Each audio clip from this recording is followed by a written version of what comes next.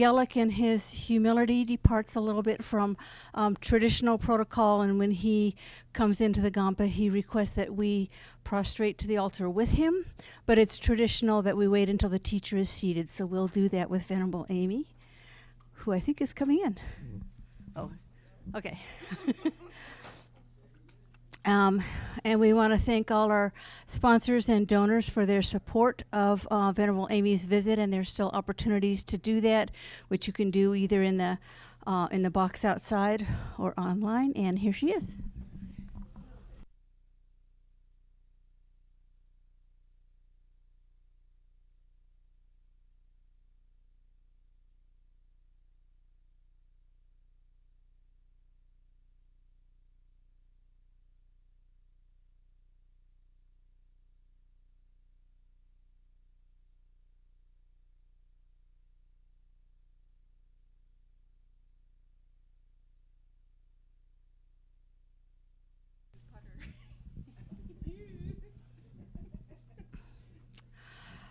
And I just want to remind you of things that are coming up. Our next Discovering Buddhism module, How to Meditate, will begin on Monday, the 4th of March. This is just the second module in a whole 2-year course. So it's still a great time to jump in if you are interested in taking this class. It gets you a little bit deeper into Buddhism and covers the whole array of teachings, so you can get a good idea of what's what. We also have on Monday night this week is Taking It to Heart. This is a discussion session. It's kind of what we do in between Discovering Buddhism modules, and it's a chance to talk with other students who are at your level or a little bit more experienced, a little bit less experienced, and it's a great way to really explore the Dharma in a different context. And then on Saturday, the 9th of March, we have a Lamrim meditation that'll run from 9 a.m. to 3 p.m. It's meditations on the mind. And this is a practice day that anybody is welcome to come to, but it's also an opportunity for those who want to fulfill all of the Discovering Buddhism requirements to get your certificate, that if you participate in that, it fulfills that. And that's it. And we encourage you to try to, if it's too late to say this, I was going to say bring your lunch, but if you didn't bring your lunch, then those of us who have some can share, and we'll use the time to discuss what we've heard in the morning. Thank you very much.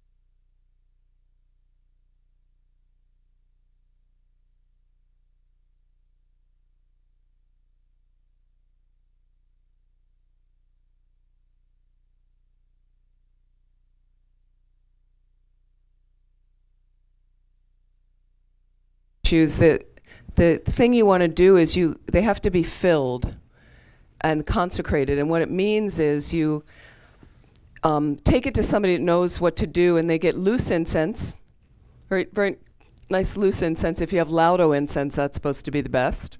I'm a little biased, but Rinpoche loves Laudo incense. And the powdered Laudo incense now is, I think it's really not legal to cut those plants anymore. So there's a drought of it on the market. I happen to have some sources, though. Happen to know where to get some. But then they put, the main thing is to put mantras that are rolled, and they have to be rolled in the right direction. The mantras are rolled around a little stick of incense, and then there's different mantras. In a large statue, there's different mantras you put in the arms, the body, the head, and often the statue is, you know, inverted to be filled, and it's held up by supports or chairs, or we've done this with many statues, and then they're filled, and if they're larger, it might have like a life tree in it, like some kind of, you have to get a branch from like a cedar tree or something. I can't remember the specifics, and then once it's filled, you seal the bottom with wax, and you know, you put this cloth over it, a long life symbol, a double dorje, like a long life symbol. Maybe it's on the front of this, and then you seal it, and then if it's big, then you have to put it into position where you want it, and they're very heavy as a result. And then you do a puja at the time, so you're kind of breathing life into the statue. And I have to say, my own experience, my little baby experience, is the statue seems very different to me once it's filled and consecrated, but it seems kind of empty beforehand. And so that's just, I don't know, last year. We have some photos from when yes, yeah, you have it upside down. Fantastic. And then so maybe I haven't seen this statue yet, or was it here last year? No, it was here in 2018. Yeah. There's also at Kopan, thanks, my dear. Thank you. At Kopan Monastery in Kathmandu, some of you were recently there last year. There's an Atisha statue that also melts my heart. Like, there's just to the left of the main statue, and there's something, it must have been a quality of Lama Atisha, I think, that, and you'll notice sometimes in your spiritual career, you see a statue that really moves you. And initially you come to them and they're just kind of blah out there. You don't pay much attention, but occasionally I think if we have more appreciation, we really kind of see a different quality. Has anybody been to Bodh Gaya? Bodh Gaya, okay. So outside at Root Institute, have you been to Root Institute, our center there? Okay. So outside at Root Institute, there is a Nagarjuna statue. Familiar with that? He's got snakes around his head. Because he tamed the Nagas, Nagarjuna. Naga are serpent spirits that hang around usually sources of water. So you can do practices to them to make sure you always have water, which is something for Himalayan people that's a big deal because they're often getting water from a spring. So Nagarjuna, there's a statue in the courtyard, the open courtyard outside, that also has, for me, every time I'm there, I'm always like, oh, it's a big statue. And it's just beautiful. His face, you know, he has a certain quality. There's some pictures of Rinpoche, Lama Zopa Rinpoche outside with the Nagarjuna statue. So thank you very much. I think some people have sifted in, so I think we are ready. And if it's okay, I thought, I asked if we could take a lunch break from 12:30 to 2 today.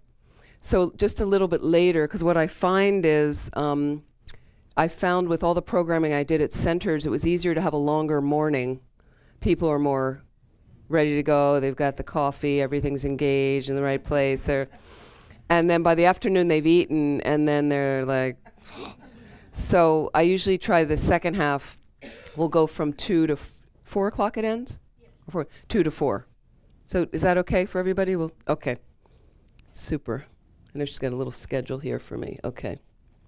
Thank you. We're going to start again with just a few preliminary prayers. And then we're going to do some meditation. But as if some of you have a morning practice. I'm aware of that. Some of you do not. So, oh, I was just thinking about my friend Maureen, but I don't think she's going to be here this weekend. I think she said she couldn't be here. I usually see her here. So, what the prayer book has in it, and this is pages, okay, here we go. Oh, so this is slightly different. Okay, pages 34 and 35. And these are a way you can just start some preliminary prayers for yourself to get your mind kind of in the mood.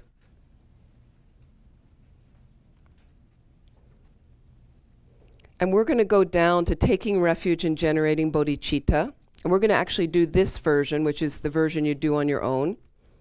So once again, thinking, if you can remember from last night, if you were here, some of the extraordinary qualities of the Buddha, Dharma, and Sangha, which would be a reason I would want to take refuge, which is really meaning I'm going to them as a source of support and protection for more suffering. That. And so then through my practice, can I achieve a fully awakened state, become a Buddha, so I can benefit all living beings? And that's really the premise of what we like to be doing here. We'll read once in English and chant it twice in the phonetics. I go for refuge until I'm enlightened to the Buddha, the Dharma, and the Supreme Assembly. By my practice of giving and other perfections, may I become a Buddha to benefit all sentient beings. Sangye chodan soki chonam la janchu bardu dagni kyab suchi gi jin sogi pe sonam gi drola pencher sangye druparsho sangye chodan soki chonam la chu bardu dagni kyab suchi dagi jin sogi pe sonam gi drola pencher sangye druparsho. For immeasurables, they are immeasurable because you're not only sending out immeasurable love, compassion, joy, equanimity, but you're sending them out to countless living beings. So the living beings are immeasurable. So let's send these out to the universe. May all sentient beings have happiness and the causes of happiness. May all sentient beings be free from suffering and the causes of suffering. May all sentient beings be inseparable from the happiness that is free from suffering. May all sentient beings abide in equanimity, free from attachment for friends and hatred for enemies. This very powerful 7-limb prayer, page 35, 7 lines that represent what? What's number 1? Sorry? No, the first one of the 7-limb prayer. So seven situations we want to kind of merge with our mind. What's number 1 talking about? Prostration or homage, paying respect. So we kind of want to have a respectful attitude. And prostrations also, if you do them as a practice, it cuts pride and arrogance. So if that's one of your issues, I would look at, because you have to bow down on the floor. So you're kind of humbling yourself. It's a very powerful purification practice. What's number 2 about? Making offerings. Making offerings. So generosity is from where all the teachings flow. From your own practice of generosity, giving. It's not just about giving money, giving your time, giving an ear for a friend that needs to talk. We give, there's many things you can give like that. But I find, and this is interesting, in our culture, I think personally this center is quite generous and has a generous attitude, and they for years always offer the teachings. It's just always been the premise for Don and Robbie. It's been fantastic. It's been wonderful that there's been support in other ways for the center to do that, and I always get very touched by that. So, but in your own practice, the practice of generosity in any way is, it creates your own prosperity. And what I do find in our culture for Westerners, it's really hard for us to get that. at centers, and often spiritual centers, it's the last thing people want to donate to. Pervasively, like we don't really get that. We have this idea, charity begins at home. That's the way I was raised. And then when people are struggling financially, they tend to tighten up, when actually it's better to try to give even a little, because it just comes back around. You know, so I had that experience at centers. When I started running these centers, they were quite poor, but I was like, well, I just want to try it, you know, for this holiday or this thing. Sometimes we would give like $10, you know, you can usually do $10 or something and it came back like 100-fold. The center, we never looked back. We just find a way to make small offerings. When we got bigger, when we had more, we could do bigger offerings. And so it was interesting. Recently, I was teaching at a center, and it was actually like a practice for a special day or something. We were doing something, and the centers had a few struggles with money. And then recently, one of their campaigns to raise money didn't go very well. So we were talking about that, and then I noticed, so then we did this practice. And they didn't need to make any offering to me about the practice. I had specifically said to the director something, because it's a special, they don't have to do. If they wanted to, it was okay, but you know, if individuals wanted to, he was saying that was fine. You know, because it's a special day, you'd want to make an offering on these kind of merit, we call it merit multiplying days. So it was interesting, and the only family that was there that made an offering to me, it wasn't like I need, you know, but was an Asian family, of course. Always the first ones to step up. You know, it's built into their culture. And it was a 3-person family. They came up and they each had an envelope. The little kid had an envelope. Like they've taught the kid, this is what you do when you come into a temple. So the kids already got it at age 8. It's already layered in there. So obviously the parents had it, and the parents were somewhat young, and they were the only ones and nobody else of all the other Westerners there. You know, I started talking with them about that. It's probably what's impeding is there isn't this culture of generosity. And then as a result, you have to teach the students when they come about it. You know, it's really a tricky one, because Westerners get suspicious and go, are they asking me for my money? You know, we get very suspicious that way. And it's like, well, no, it's actually good for you and stuff. So offerings is the whole thing. So you can do this prayer and visualize offerings. That's fantastic. That's fantastic. You can even just visualize. Rinpoche says he likes you put your hands like this, and you have your thumbs inside. It's not a yoga mudra. You don't want to have your hands empty. The jewel in the lotus. These are like lotus flowers. Jewel in the lotus. And you can just visualize making offerings. That's fantastic. Okay? With the right motivation. Okay? Then we have, what's the third and the fourth ones? 7-limb prayer. Confession. Catholics always love that. We have confession too. Okay? And then we rejoice. So it's one thing for me to humble my mind and feel regret. Regret's actually quite helpful as opposed to guilt, but regret that I sometimes we mess stuff up.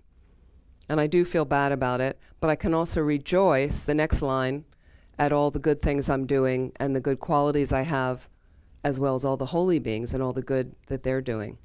So rejoicing's very, very important. And we don't really take the time to do it. We're very focused on everything we do wrong, but we don't necessarily pattern our mind to rejoice when it's going well. It's a really important step. And it also cuts jealousy and envy and competitiveness. So you see somebody did something for the center, and you see somebody who got a new car, they got the job they wanted, you know. So if you're not a natural rejoicer, you might need to force it first and kind of have, you know, but it's about practice. So again, you might say, I'm faking it by being happy for them, but fake it to, and I just read this thing, something I saw last year, somebody sent me a link online, I forget her name, a psychologist. Fake it till you become that, she says. We say fake it till you make it, okay? The same. You contrive, you're contriving an attitude, a positive attitude, when you're not really feeling it here. But you contrive it enough, and the mind will follow. Okay? That's been my experience. I wasn't a natural rejoicer. So somebody would say, and I'd kind of be like, they're going to the trip to Hawaii, and I'd be like, great. In the beginning, it was like that. I mean, I really felt like hard-hearted, like, but I kept doing it. So now, somehow, I practiced enough, and I'm actually there with it. I'm like, great. Somehow it's just, because I noticed, the other thing I noticed was when I went, great, and wasn't happy, I felt how, I noticed how it felt. It didn't feel good. So this is, again, your experience with the Dharma. It's not me saying, do this, follow me. You have to check your mind. How did it work? How does that work? Rejoicing. The next one is we stay. We're asking the holy beings to stay until the end of samsara. And then asking them to turn the wheel. Dharma is about teaching, requesting them to teach, and then dedicating the merit. Let's read this with some feeling slowly of each of the lines. Very powerful line, part of the practice, very nice to do in the morning.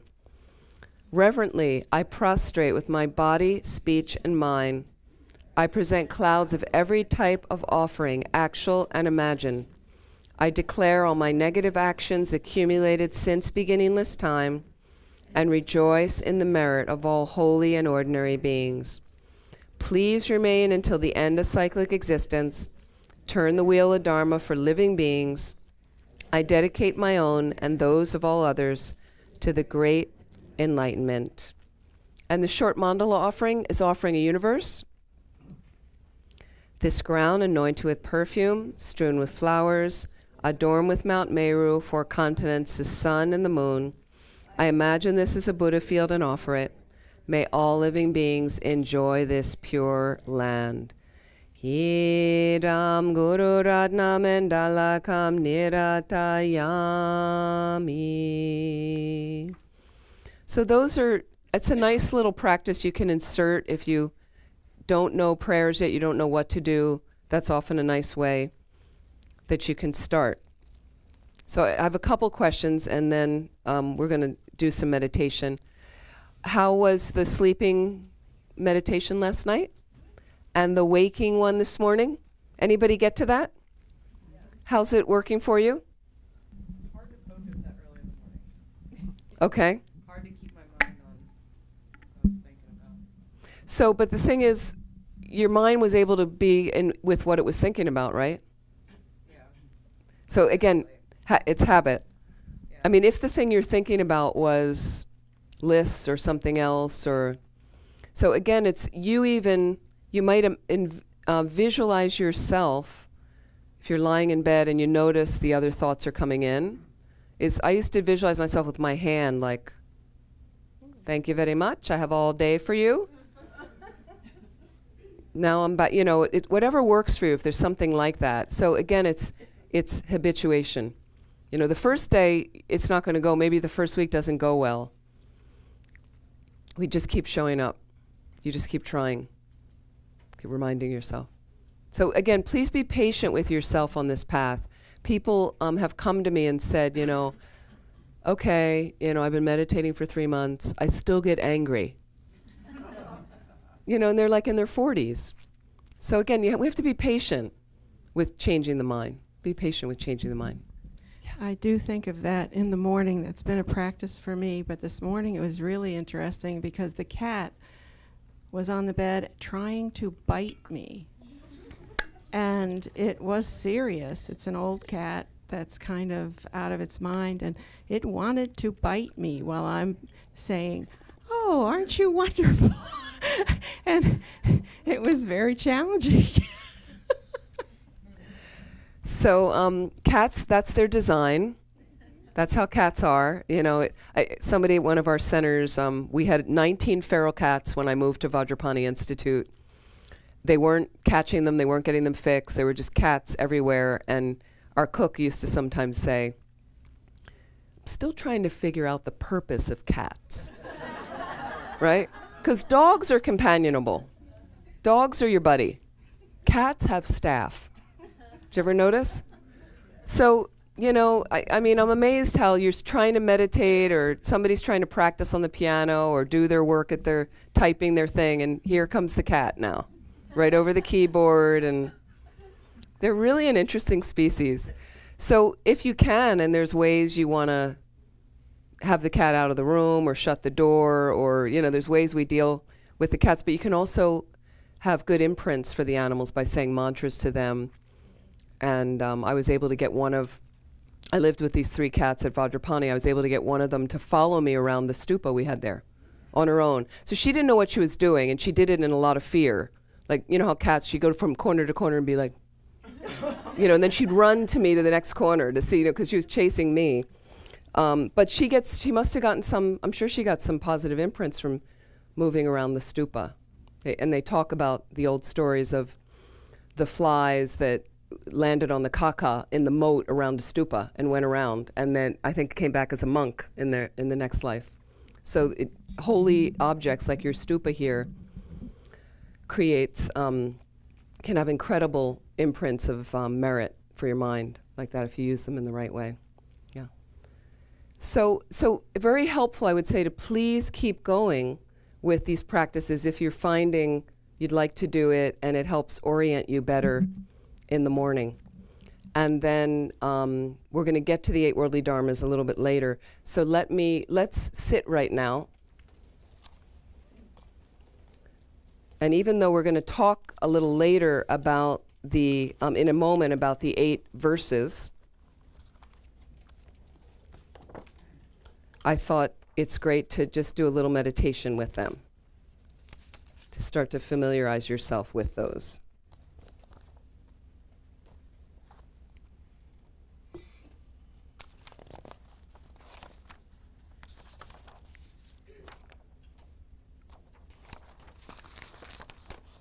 Oops. Okay. So the first thing that's really helpful, whether you're in a chair or seated, and this is really like, how can I then use Lojong in some more meditative practice? Is this something I can incorporate every day or once in a while, once a week? The first thing, you want to get your body oriented in the right way. How's your body? Is it comfortable? I think most of you are familiar with sitting. And if you're in a chair, no problem. Just have your feet straight down like that. But first, notice the body, and then I like to have a couple minutes of relaxation for the body. Again, as I said yesterday, you need to be really relaxed to meditate well. We need to be somewhat relaxed. In a sense, disengaging the more subtle nervous system as well will help. So if you can lightly close your eyes, start at the top of your head, begin to work down through your body, and just take a minute or two, going all the way down to your feet and out your toes, noticing any places you're storing tension, such as the brow or the jaw, neck or shoulders. And every time you inhale, allow that inhalation to bring some space into the tight areas. And upon an exhalation, allow them to release as much as possible.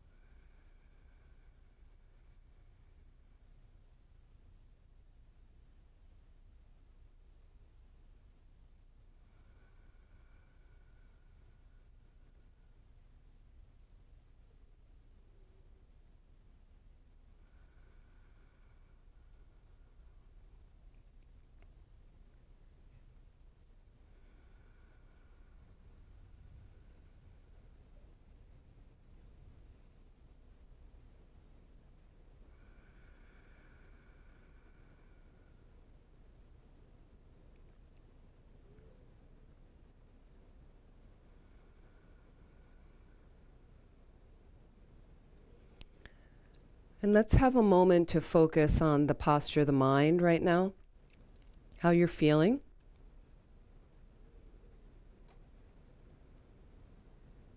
If we're finding our mood is not so satisfactory, we can adjust that.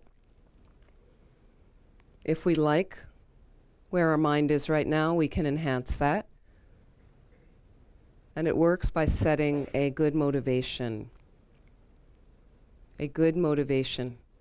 We talked a little bit about it yesterday.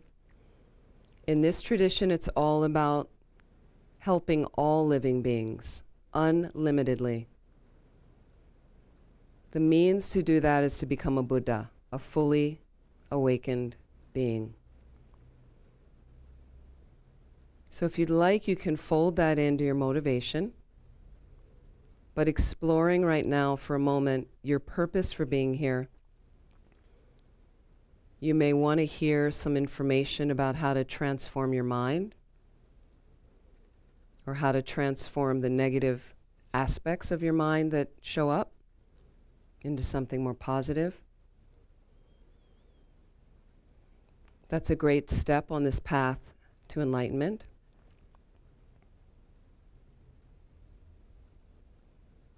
So can it also help us open our hearts in kindness towards all beings?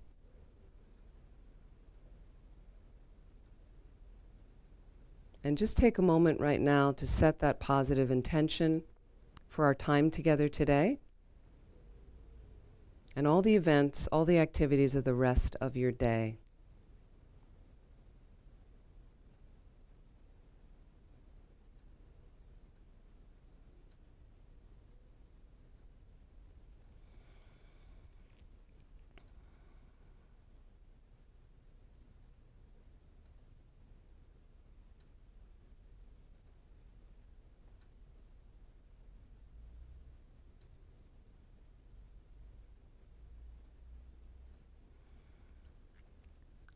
By setting that motivation and any time in the day reestablishing the motivation, if you find you're a bit unbalanced,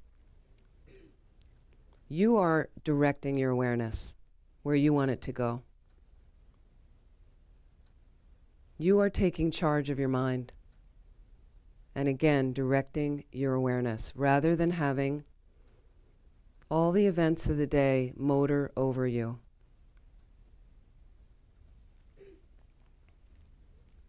At this point, some people may like to do some sort of breathing practice, some pranayama, to clear out subtle energy blocks.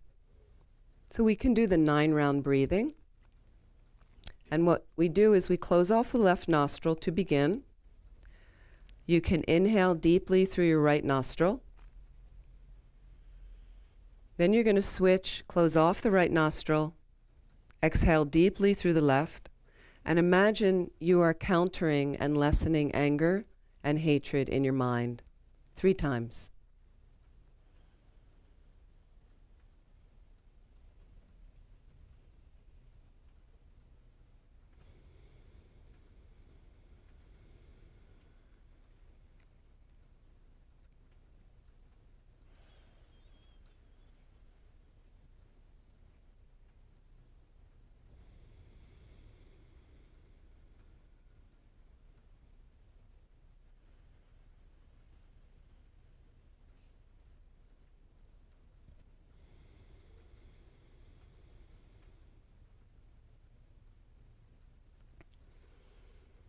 The second round, we're going to inhale deeply through the left nostril by closing off the right.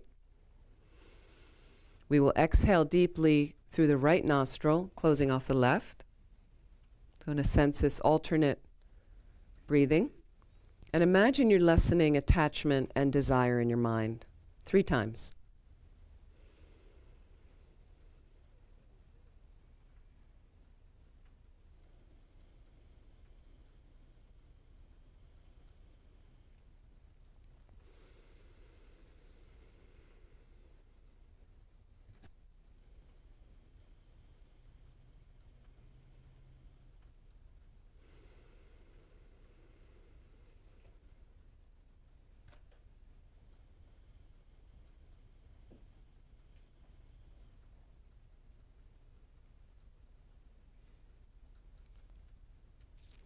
The third round, we're going to breathe in through both nostrils. Exhale through both nostrils. Imagine you're lessening confusion and ignorance in your mind 3 times.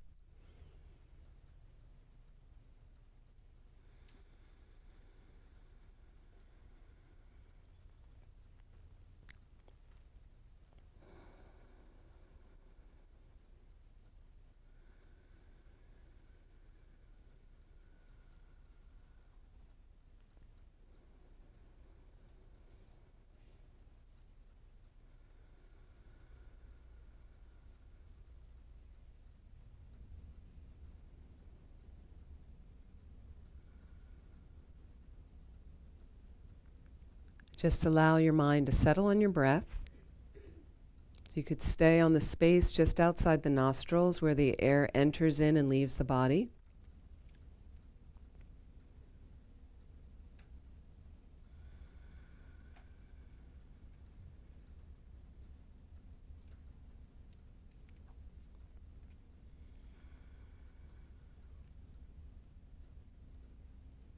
Always a good settling space to start from. And also you can look at your mind, and instead of pushing and squeezing as you're working on the activity of meditating, and there may be bubbles and thoughts that rise up of an inner dialogue evaluating how it's going, and I'm not meditating, and I am, and I'm on the object, and I'm not. All that busyness, let it go.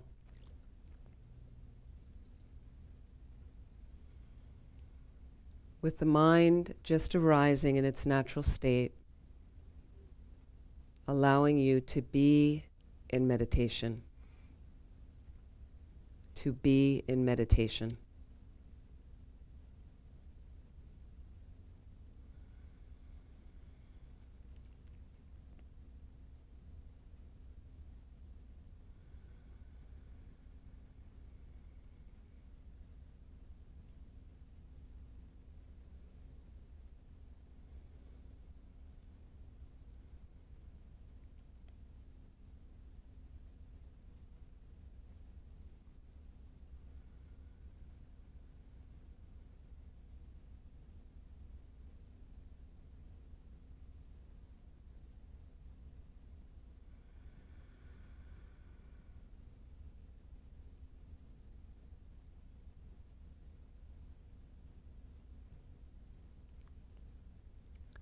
And visualize now, in the space in front of you, is this 1,000-armed Chenrezig, this Buddha of infinite compassion. You don't necessarily need all the details. Just imagine this beautiful, radiant crystal being a few feet in front of you, standing on a beautiful open lotus. You could visualize him about 6 to 8 inches in height. And if that's difficult, feel free to make it bigger. Beautiful, radiant smile on his first lowest white face. 1,000 arms surrounding him that don't go lower than the knees or higher than the top of the crown protrusion.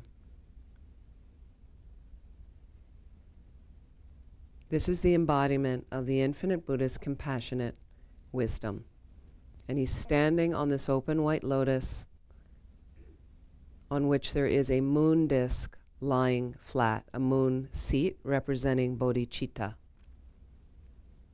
His body is in the nature of white light, youthful, draped in beautiful scarves, and adorned with many jewels.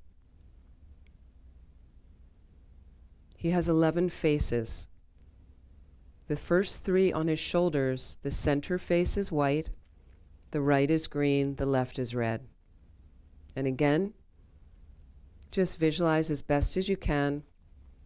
If it's difficult for you, just get a sense that the Buddha of infinite compassion is in the space in front of you. The more you can visualize everything in the nature of light even better. Above the three faces on his shoulders, the center face is green, the right is red, and the left is white. Above those, his center face is red, the right white, and the left green. Above those is a wrathful dark blue face with yellow hair standing erect. And on top of that is the red head of Amitabha Buddha, peaceful and smiling, because Chenresig is in the Amitabha family. His first two hands are at his heart, the palms together holding a wish-fulfilling gem. On his right, the second hand holds a crystal rosary, reminding you to recite mantra.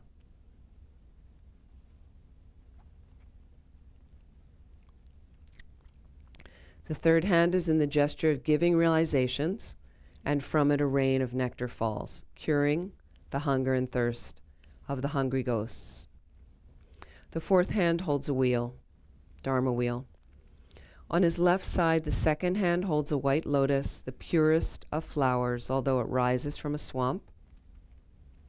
The third hand holds a vase containing the nectar of his compassionate wisdom. The fourth holds a bow and arrow, symbolizing defeat of the four negative forces. The other 992 hands are in the gesture of giving the highest realizations. An antelope skin is draped over his left shoulder, symbolizing that hatred is overcome completely by peaceful, compassionate wisdom. As best as you can, just feel this visualization is there.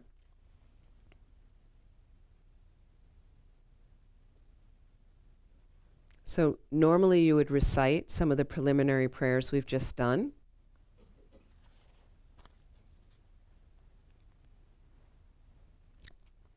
So what I'm going to read, and this way you can just concentrate, but often you can just read along in your own practice, is there's a requesting prayer to Chenresig, to this Buddha. And it's in the Nungne practice. And so generally in your everyday practice in your life, it's very powerful to really ask, in a sense, pray for the things you would really like to have manifest.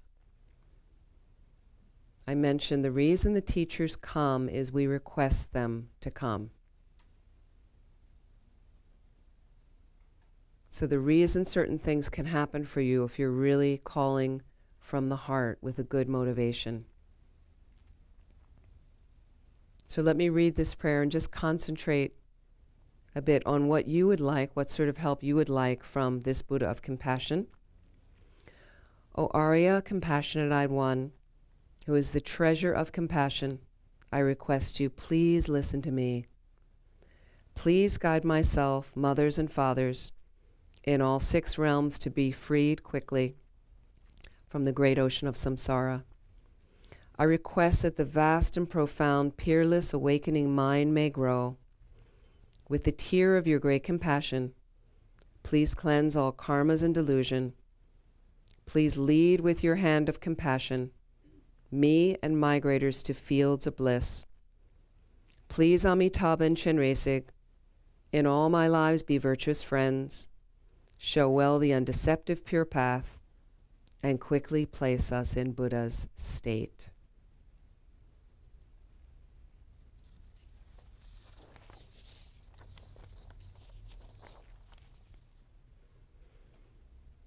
So I'm going to read through the 8 verses.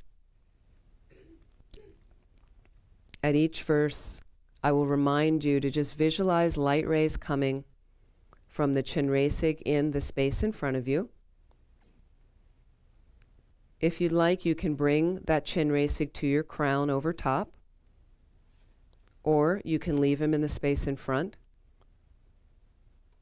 And just imagine at his tiny heart,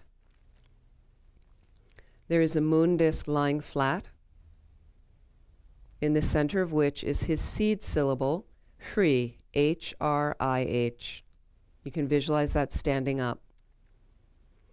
Around the edge of the moon disk, the first inner circle is the short Chenrezig mantra Om Mani Padme Hum. The outer rim of the moon disk has his longer mantra, and you can see the mantras. Just imagine like they are a strand of radiant pearls.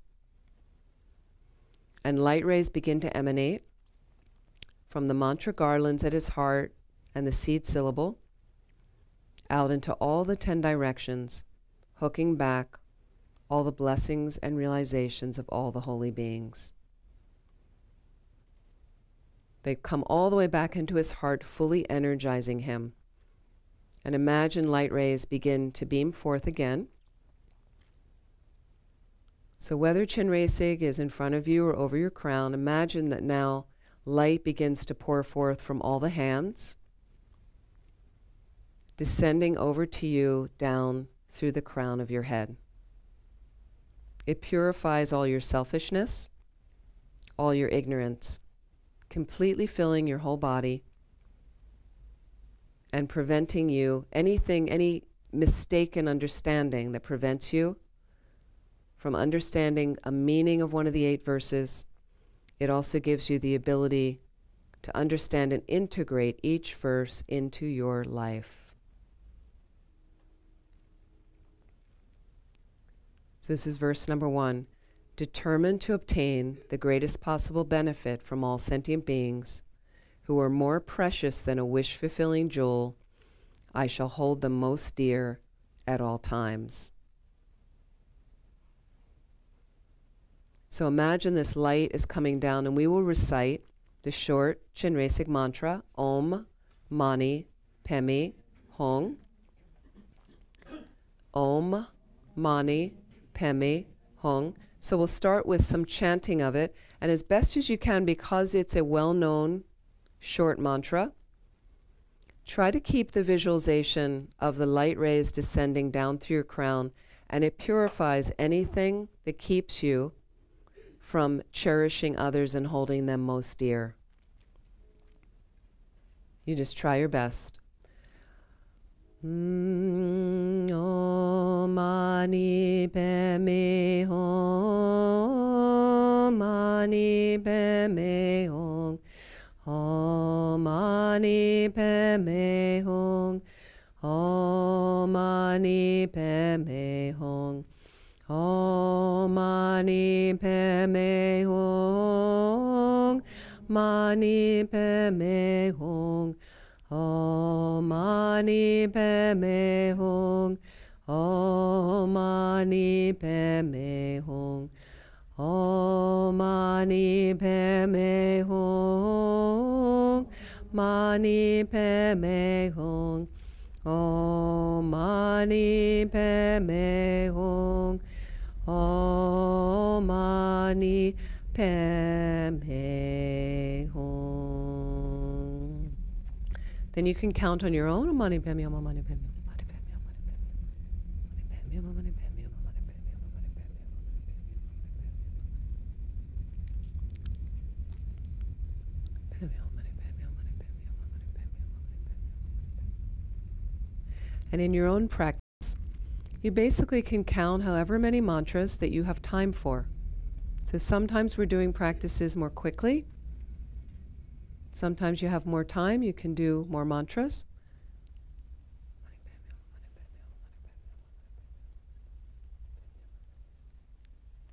Om Mani Padme Hum.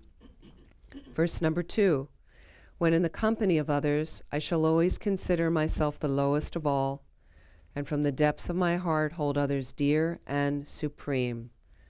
Again, the light rays pouring down, purifying anything that keeps you from realizing this verse. Om Mani Padme Hum, Om Mani Padme Hum,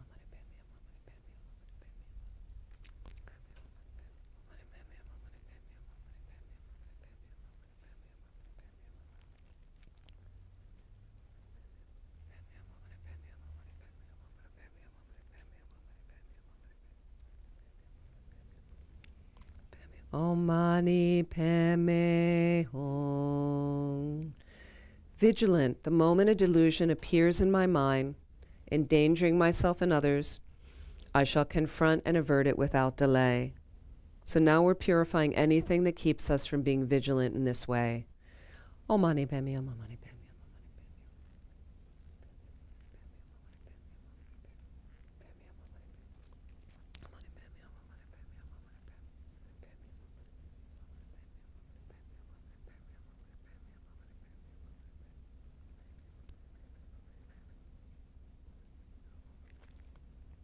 Hum, Om Mani Padme Hum.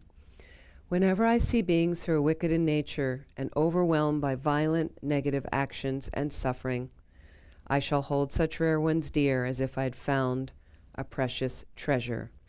These are beings that help us practice patience. Anything that prevents us from seeing them in this way, we're purifying. Om Mani Padme Hum, Om Mani Padme Hum.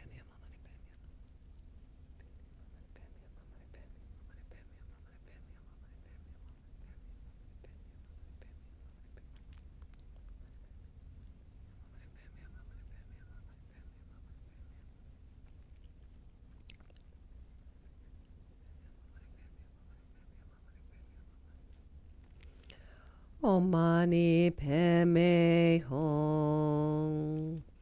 When out of envy others mistreat me with abuse, insults, or the like, I shall accept defeat and offer the victory to others. Anything that is preventing me from doing that, we're purifying it right now. Om Mani Padme Hum, Om Mani Padme Hum.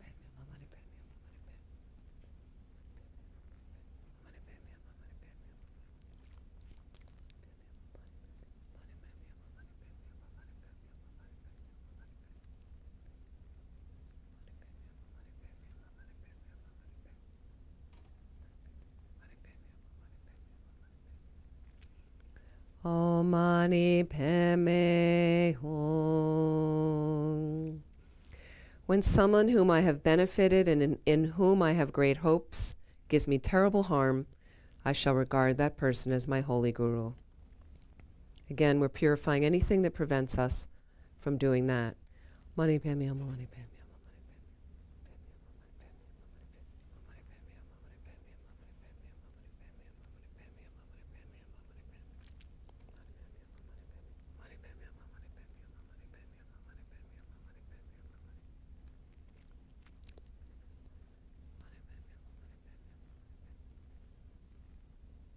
Om Mani Padme Hum. In short, both directly and indirectly, do I offer every happiness and benefit to all my mothers. I shall secretly take upon myself all their harmful actions and suffering. Anything that prevents us from doing that will purify. Om Mani Padme Hum, Om Mani Padme Hum.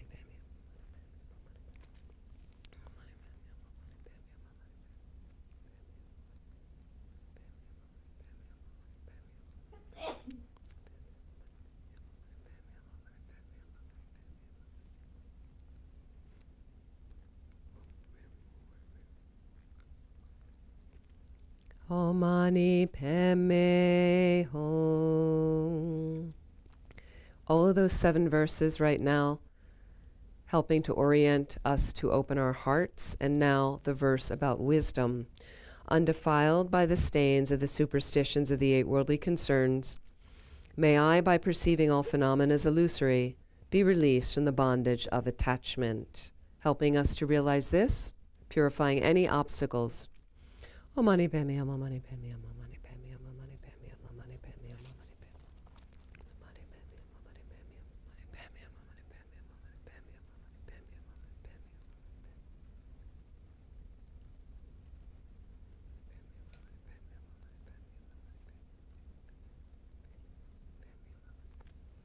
Om Mani Padme Hum, Om Mani Padme Hum. And just think right now, I will live my life in a meaningful way. Do all actions with the motivation to attain enlightenment for the benefit of all. And imagine Chenrezig Sig is extremely pleased with our practice.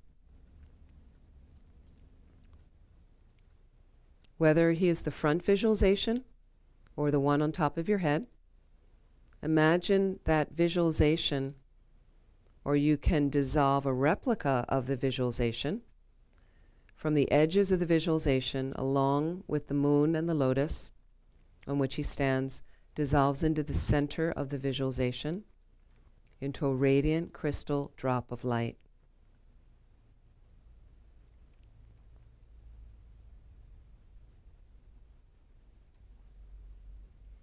Just dissolve that drop into your crown and imagine that your mind becomes the great nature of great compassion, loving kindness, and bodhicitta.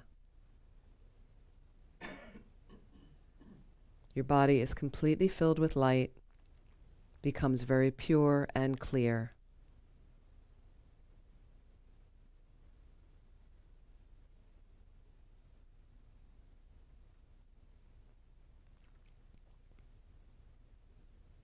You could also visualize Chenresig on the crown of all living beings all over the planet, dissolving into them in the same way,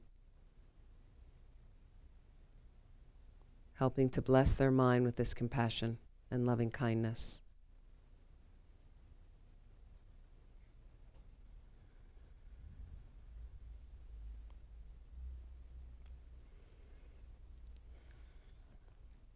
And whatever merit we may have created from doing this brief practice, may it help us to grow loving kindness, compassion, bodhicitta in our hearts and minds, helping us to reach that fully awakened state so we may benefit all living beings. Please relax. Slowly open your eyes.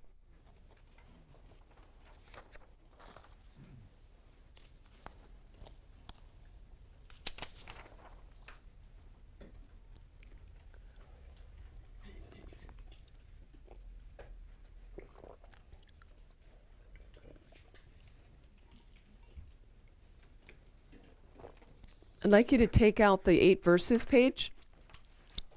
We're going to read this together.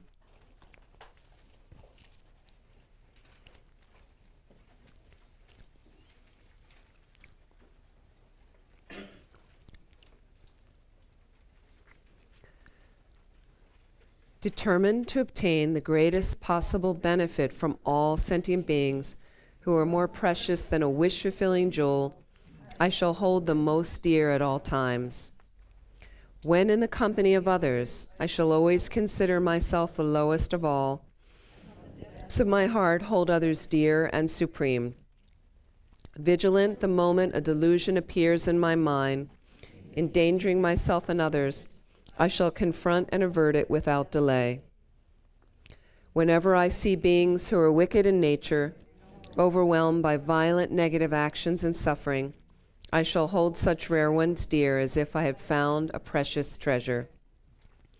When out of envy others mistreat me with abuse, insults, or the like, I shall accept defeat and offer the victory to others.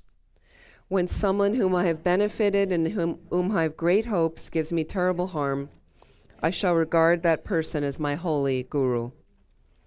In short, both directly and indirectly, do I offer every happiness and benefit to my mothers. I shall secretly take upon myself all their harmful actions and suffering. Undefiled by the stains of the superstitions of the 8 worldly concerns, may I, by perceiving all phenomena as illusory, be released from the bondage of attachment. Let's look a little more closely at the 8 verses. And so I wanted to just show you how, instead of just reciting a prayer, if you like, you can make it into a brief meditation practice with the Buddha of compassion. Totally dependent on your time. And what will happen is if you're doing a practice every day for a couple of weeks, after a while you don't need to read every line of the description because you know what he looks like. So more and more quickly, the 1,000-armed Chenresig pops into view. That's perfectly okay. If people say, I don't have the time, and it's okay. You have the visualization. Make sure there's a good motivation. Then you do the preliminary prayers. Put the visualization there, preliminary prayers. This is how you could combine that little preliminary prayer section we did first, but you can combine it with a deity practice. some preliminary prayers to get your mind kind of in a nice space. Recite the mantras. There's also a long Chenrezig mantra that's in the practice, that's in that, and it's a very powerful mantra. We recite it during the Nungne as well. You could try to recite that slowly, a little bit like that. And you do the visualization, so you'd read a verse, and then dissolving, and let it purify, whatever's preventing me. And so different days, what you could do is take a verse a day. There's 8 verses. That's basically a week. Maybe you take a verse a day. That's what I'm working on. And so what I'm going to do is a little bit more mantras on that particular verse for that day, but then I'll do more quickly. Some people end up reading them all because they don't have time, and then they just Om Mani Padme Hum, Om Mani Padme Hum, Om Mani Padme Hum. Instead of stopping for each one. It's really up to you. It's really up to you. The more you might want to do, the more purification. If you don't have time, then you do less. I remember Geshe Lobsang Sepel was he's an amazing Lama. He was the past abbot of Ganden Monastery in South India. One of my teachers, and it's still like one of the only teachers I'm kind of a little scared of. He's really big. He's just a big mind, and we did some retreats with him, and he gave us some years ago a Manjushri empowerment to this Buddha of infinite wisdom, I said, with the sword. Okay, Manjushri. And at the end, he asked us to recite a very simple prayer. It's called Praise to Manjushri, and it has Manjushri's mantra, which brings wisdom. Omara Patsanadi. Okay? So it's normally a practice you do in the morning. You recite the mantra, and that one, it's nice because you kind of repeat the D, his seed syllable, D, D, D, D, D, D, D, D, to bring wisdom and to purify your speech, like that. And so he said he wanted everyone to recite one mala. That was the commitment for doing the practice. So I could hear people around me kind of like, oh, I don't want to have a thing I have to do every day for the rest of my life. There are some commitments. And so then Rinpoche looked at people and he heard some of the groaning, and he had his mala, his rosary, and he said, if you want wisdom, then you recite. If you don't want wisdom, then don't. Like it was that simple. Like for me, it was before I was a nun, but it really gave me thinking of like, we're not doing this for them, we're doing it for our minds. So if you want to make strides, sorry, but you have to practice. If you don't want to make strides, don't practice. It's really up to you. So it is a nice way to combine the 8 verses and have your own little practice, and at the end always dedicate, you do the absorption, and the reason I said if you want, dissolve a replica, if you want, you leave Chenrezig out there all day. You're having a cup of tea, first you offer to Chenrezig. You got a friend with you all the time. You're never alone. You're never alone. And I actually, honestly, I've developed my Dharma practice because I actually am alone a lot. If I'm in retreat, sometimes where I'm living, it depends. There's moments when, and I never feel alone. There's always the guru at the heart. But it's come from years of practice where you can visualize, and some people have a practice, they visualize the Lama Tsongkhapa merit field. Okay, this picture here, the left one on this side, some of you I know can't see, is the Lama Tsongkhapa merit field, right? And it's very busy. Okay, there's a lot of beings in it, and you can't focus on all of it. They describe it in detail in the beginning of Liberation in the Palm of Your Hand. If you want a detailed explanation of who everybody is, like that, okay? But it's there. They're my buddies. But I put in all my specific teachers too. People that are alive today and people that I've known. So they're always there. And so I've been at Laudo, as I mentioned, this place we did the pilgrimage, and we will take a break before the 12:30 lunch break. So if you need to go to the bathroom, we'll take a break in a little bit. When I'm at Laudo, and I've been at Laudo sometimes on my birthday, and people said, well, do they know it's your birthday? And I'm like, no. They don't really celebrate birthdays like that. It was, and there's only 4 people that live there on that side of the mountain. There's nobody there. There's no one else there. And they go, wow, you're there alone on your birthday? Like they said, it must be so lonely. And I'm like, I've got my whole merit field. They're all singing happy birthday to me. It's a party. You know, and you visualize, make it fun. It needs to be uplifting for your mind. Okay? On my birthday, they all have party hats on. Woo! You know, because you're alone in your mind. Sometimes you're alone on retreat and you feel like you're going crazy. You know, so you use these beings because I really think on some level they're really there.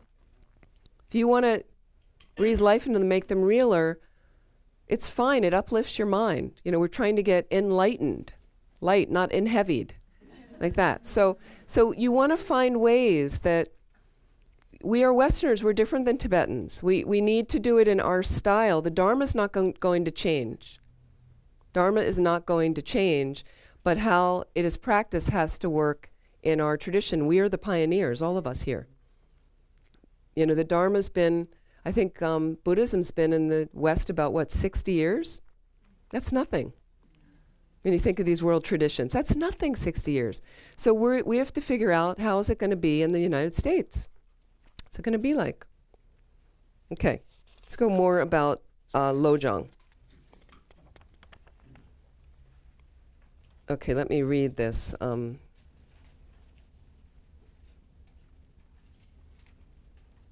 I think most of this I mentioned.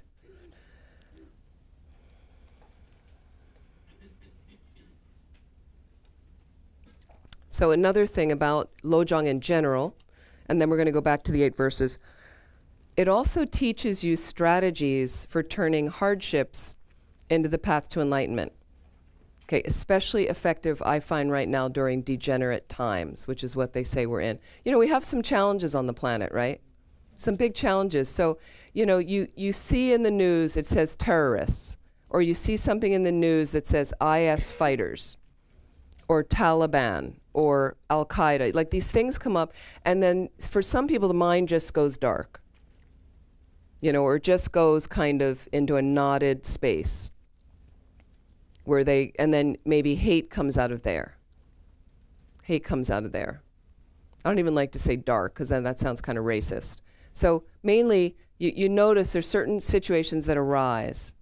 Okay, so even now, more than ever, Lojong, now more than ever. And when I even said to leave Chenrezig out there, leave Chenrezig out there for the day. So again, you notice you're driving, and you're not driving very well, and you're kind of feeling irritated with somebody, but Chenrezig's in front of you.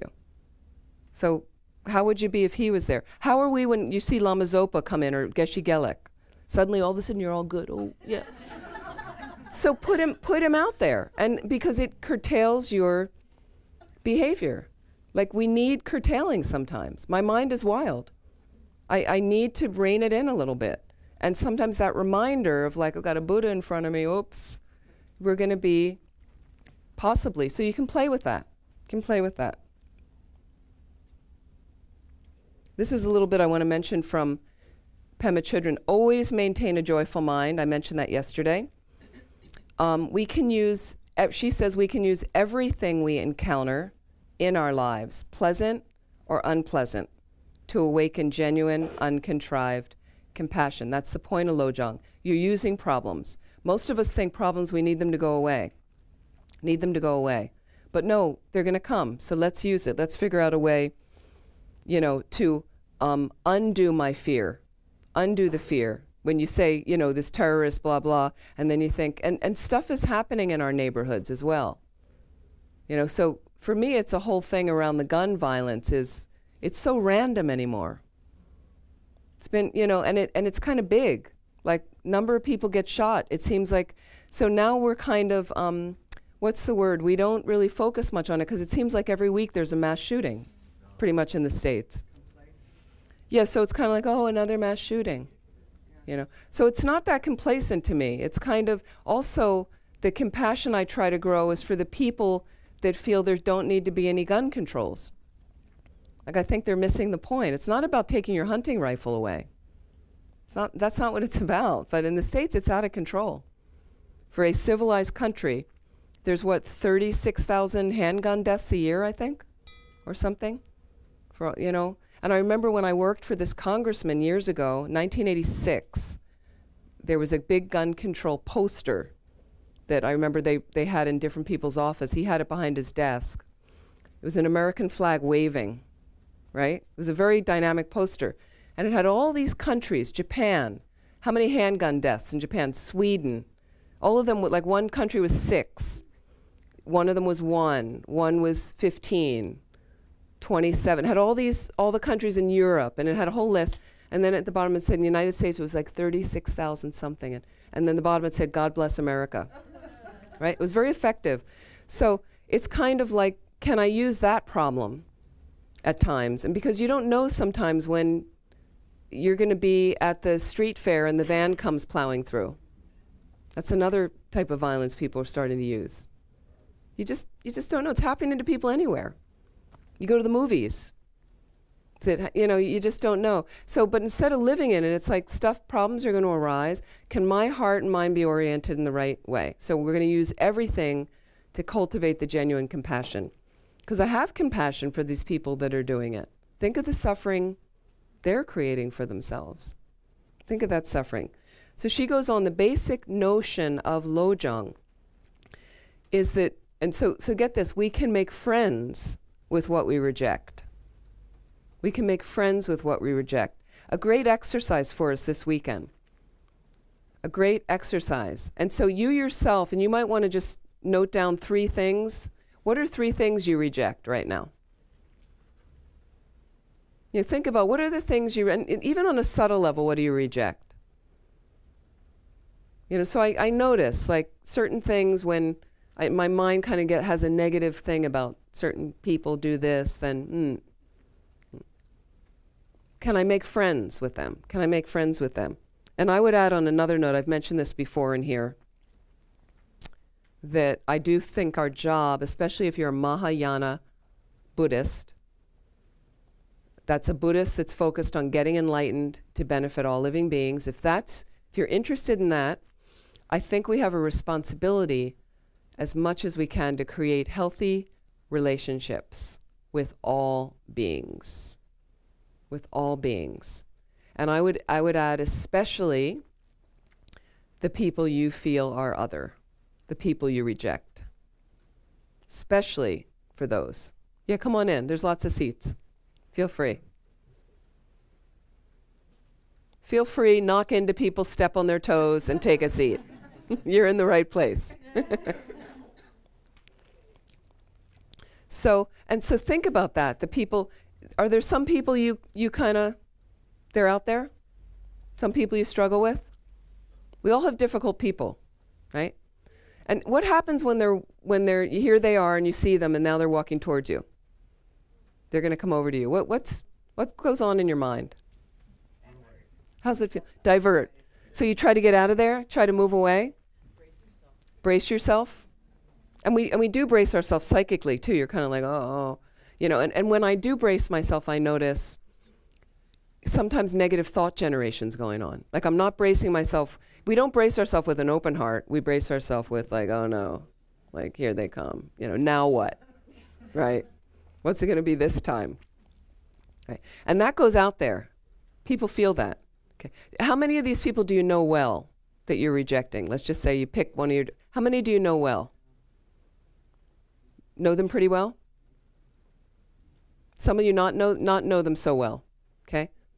So if we don't know them that well, you have to step in and get up front and close and personal with them. It's scary. Okay? So here's what I mean by that is, and I've mentioned this before, okay? My next door neighbor, and I don't know how you voted and who you vote for, it doesn't matter, okay? But we make it matter, don't we? You see for some people, you see the Trump sign go up on somebody's lawn, and suddenly like, I'm not going to talk to them anymore, My neighbor is involved in the Republican Party in our community. We're very active, and when I go to vote at my voting place, he's one of the guys there that helps with the thing. And he's about 80, and they moved in next door to us when I was about 14 or 15, and I went to high school with his son. I've known him a long, long time, right? And then his first wife died. He remarried, had 2 more kids, and then the second wife died. Like he's really, you know, and I knew his second wife. I was friends with her. I know his kids. And he now lives with one of his sons, the daughter, and 2 grandchildren. And he's next door. But he always puts these lawn signs up. He didn't, interestingly enough, have a Trump sign up. So he's a Republican, but not a Trumper. But anyway, he puts these lawn signs up, and and the thing is, though, is I know him really well. So if you're not a Republican, you might just judge him and be like, oh, the guy, you know, whatever, if you're coming from the other side. But I know him really well. And I've mentioned before that sometimes if I need a ride to our local train to go to the New York Center, when I take the bus, he drives me to the train. And he kisses me goodbye like my dad. And he looks at my house, and he sometimes puts the newspapers through the front slot if I'm not there. And we take care of each other. He's always asking about my dad, and do you need this? And I'm asking him if he needs something. And, you know, so I really like him. And I don't care who he's registered or how he votes. Because I know him. Because I could keep him other and just judge him by one thing. One superficial dynamic about his personality. It's pretty shallow, isn't it? So you have to move in and see, because there's a whole person there. And there's a person that you may find you have something in common with. Okay. And the other thing is, if they're really different than you, they can teach you about how come they think so differently than you. So I like talking to people that think differently than me, because it educates me, it teaches me something. Okay. If I want to stay and say they're ignorant and they're stupid and I'm missing out on an opportunity. And then if you find is genuinely, you might say, difficult, and everyone identifies them as difficult, then this is the person you need who's going to teach you patience. You need them. So we're going to talk a little bit more of that with when we go into the 8 verses. So again, make friends with what we reject, what we see as bad in ourselves and in other people. Because sometimes that other person is mirroring back the thing you don't like about yourself, right? There's a quality there. There's something like that. At the same time, she goes on, we could learn to be generous with what we cherish, with what we see as good. So sharing, opening up the heart. If you're very attached to your kids, which is who we're usually most attached to, can you be a little bit more spacious with them when they're like, I'm going to move here for this job, or I want to, and even if it's a young kid, I want to sleep over so-and-so's house. Can you be like, because you want them to be happy? Are these things that make them happy? And they're reasonable things. I mean, obviously, young kids, you need to protect them. You don't let them do anything they want as they get older. But some people clutch on. Why do you have to do that? Why you. So again, can I have a more generous heart with the whole thing? If we begin to live in this way, something in us that may have been buried for a long time begins to ripen. Okay? Bodhicitta. The awakened heart. Bodhicitta. You already have bodhicitta. Okay? But what happens is your delusions have obscured, cover over. You have veils, like an onion. So what spiritual practice is we're peeling the layers of the onion. Inside is bodhicitta. It's there. You have a good heart. Fundamentally, everybody's good. I really believe that. Fundamentally, all beings are good. People say terrorists. Fundamentally, they're good. Misunderstanding, possibly, that you think it's good to blow yourself up and take as many people out as possible. I would say that's a deep level of confusion. Okay? But I'm also confused. Maybe not to that extent, but I also suffer from ignorance and confusion. And that's why occasionally here comes somebody who's challenging whatever, and I get irritated, or I don't have as much patience. Okay, so maybe a terrorist, it's gone to a deeper level. That's all. That's all, really. We're all the same in that. But fundamentally, if you actually sat down, talked to the terrorists, you might find there's a person there who simply wants to provide for their family. They want to have a roof over their heads. They want to have food to eat. They want to be able to educate their kids. That's what everybody wants.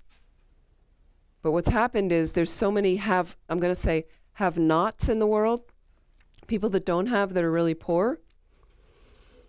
So it becomes really a challenge for certain people.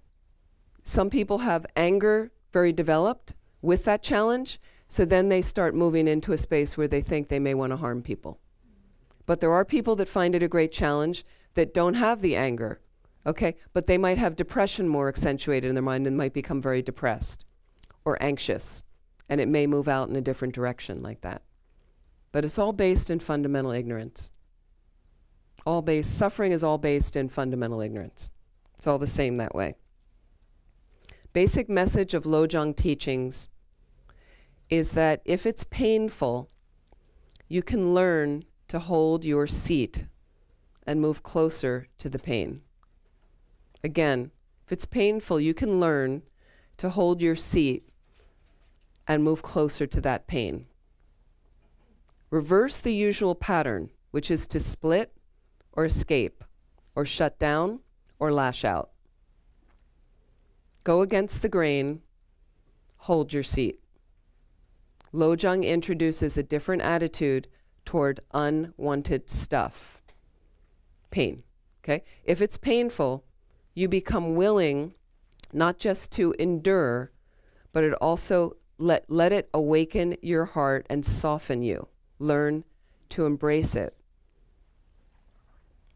So fundamentally, and I'll give you the really simple way that we do Lojong, the really simple way. We were talking about it in the car last night, going home. The simple way is something shows up for you, okay, and then your mind responds. Person or thing, it doesn't matter. A situation, doesn't matter. But suddenly your mind responds in a really negative way. Okay, so you have what I'm going to call behavior or activity, okay? And suddenly you realize that based on what you just did or thought or said, it didn't work. It's not really where you want to be. And it can be on a minor level. You just get snippy with a friend. Okay, the friend knows you. It's not a big thing. You're a little stressed. Okay. Or you might really say the wrong thing at work to somebody out of anger or frustration or grasping. You know, now you're like, oops, I didn't really want to do that. Number 2 step. So the first step is you're just being aware of what's going on, how I'm responding, okay? If it doesn't work, it's not beneficial. Step number 2. This is radical. Are you ready? Do something different. Do something different. Seriously. And this means, I'm giving it very simple, is you want to know the techniques already, which you've been learning at Kadampa Center. What techniques can I use? What antidotes can I apply? You know, you have to do something different if you're interested, okay? Number 3, are you ready for this? Do it again. Just familiarize. So if what you did and you applied a technique, and if I suddenly, here comes my difficult person, and they're walking down the hall towards me, or they duck their head in the room, you know, and I notice everything tightens up, and I'm like, oh no, now what? But I basically held my seat, I stayed there with it, just noting my discomfort, took a couple deep breaths, maybe a third one, you know, and you notice that in that relaxation thing of just the breathing, I open up space in my mind. When you encounter difficulty and pain and suffering and you're a difficult person, you stop breathing. You're holding your breath and you start shallow breathing. So it doesn't give any perspective in the mind. Once I kind of have a few deep breaths around me, and maybe in the deep breaths, I'm rekindling the motivation. I remembered, oh yeah, all living beings. Not all living beings except this jerk. All living beings. All living beings. And I know Rinpoche, it's really sweet. Every few years he shifts a little bit of the focus. And I joked with you last year, I think, when he was teaching at Light of the Path as well. And he had this space of all sentient beings. We're here for all. Like the emphasis on the all.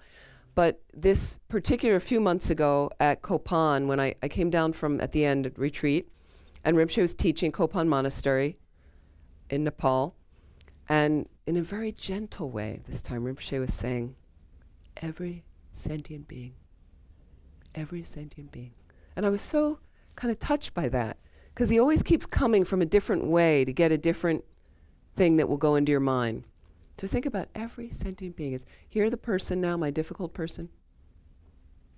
Even them, every sentient being. Why? Especially them? because they can teach you patience. With your friends, you don't get patience. With your friends, because everything's easy with your friends. You're not really getting there. But when the difficulty pops up, and I like where Pema Chodron uses the word endure. Endure, because literally in Tibetan, for patience, which is an antidote to anger and hatred. You know, we know that for sure. Patience is an antidote. Everybody knows, well, that's the antidote to anger. But how do I actually get it working? You know, it also helps to have a teacher named Zopa, patience, okay? But it actually, excuse me, more literally in Tibetan is bearing up under harsh circumstances, bearing up in the face of adversity, enduring. And it's like holding your seat. It's the same thing. So instead of shutting down, lashing out, running, it's like, this is, okay, here's this person. And so, and then the other thing is when we get to the verse about vigilant, the moment a delusion appears in my mind, that verse, okay, now is the time to buckle my seatbelt. I'm going to be a little bit tried here because I have trouble with this person. So be wise with yourself. Be wise, like, no, like, okay, I'm ready for the practice. In fact, it gets to be exciting. It becomes exciting, okay? Because I have an opportunity here to do it differently. Because the other times, after they left my office or after we had an interaction, it didn't go very well, and then we started kind of arguing about the thing we always argue about, and then I said something really rude to them, and they said something rude back. This isn't where you want to be. At the end of the day, you check. Please check, though. Does it feel good when you're laying into them? Does it feel good to have this interaction, this negative interaction? You're mostly going to find no. I don't know people that usually want that. I do know people that like to fight, and they want to fight, and they feel like a fight validates them, or they feel like it brings you closer. I think there's got to be other ways, frankly. Not so, I think it's a misconception. But you notice yourself. Usually it's not a great space to be in. Okay, so suddenly here they are, and you will get to a point at some point where you're really like, okay, here they come. I'm ready. I'm ready now. And you are brighter, and there's more space, and you're breathing, and you're totally there with your mind. And I'm noticing my discomfort, and I might notice my heart's a little fluttery, and I feel a little flush, and my blood pressure. That's fine. This is samsara. Who said it was going to be easy and comfortable? Who made those rules, right? Because if they tell you that from the endings of Hollywood films, it's a myth, as we know. You don't waltz off into the sunset forever. Somebody always dies in the end, okay? Even if they don't die in the movie, eventually they die. They never show us that part, right? So slowly. So we're, let's see what they're, so really important stuff. Okay.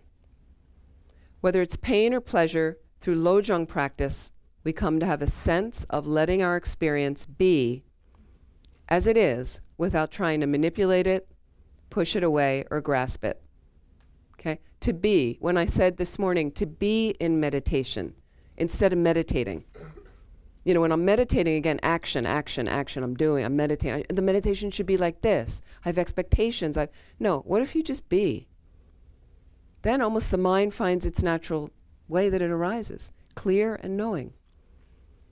And then the things that are not part of that experience, meaning all the delusions that pass through the clear and knowing experience of my mind, I can watch them, and I can start to notice how I respond in certain situations, to change that, to clarify, to sweep out some of those things that aren't benefiting me.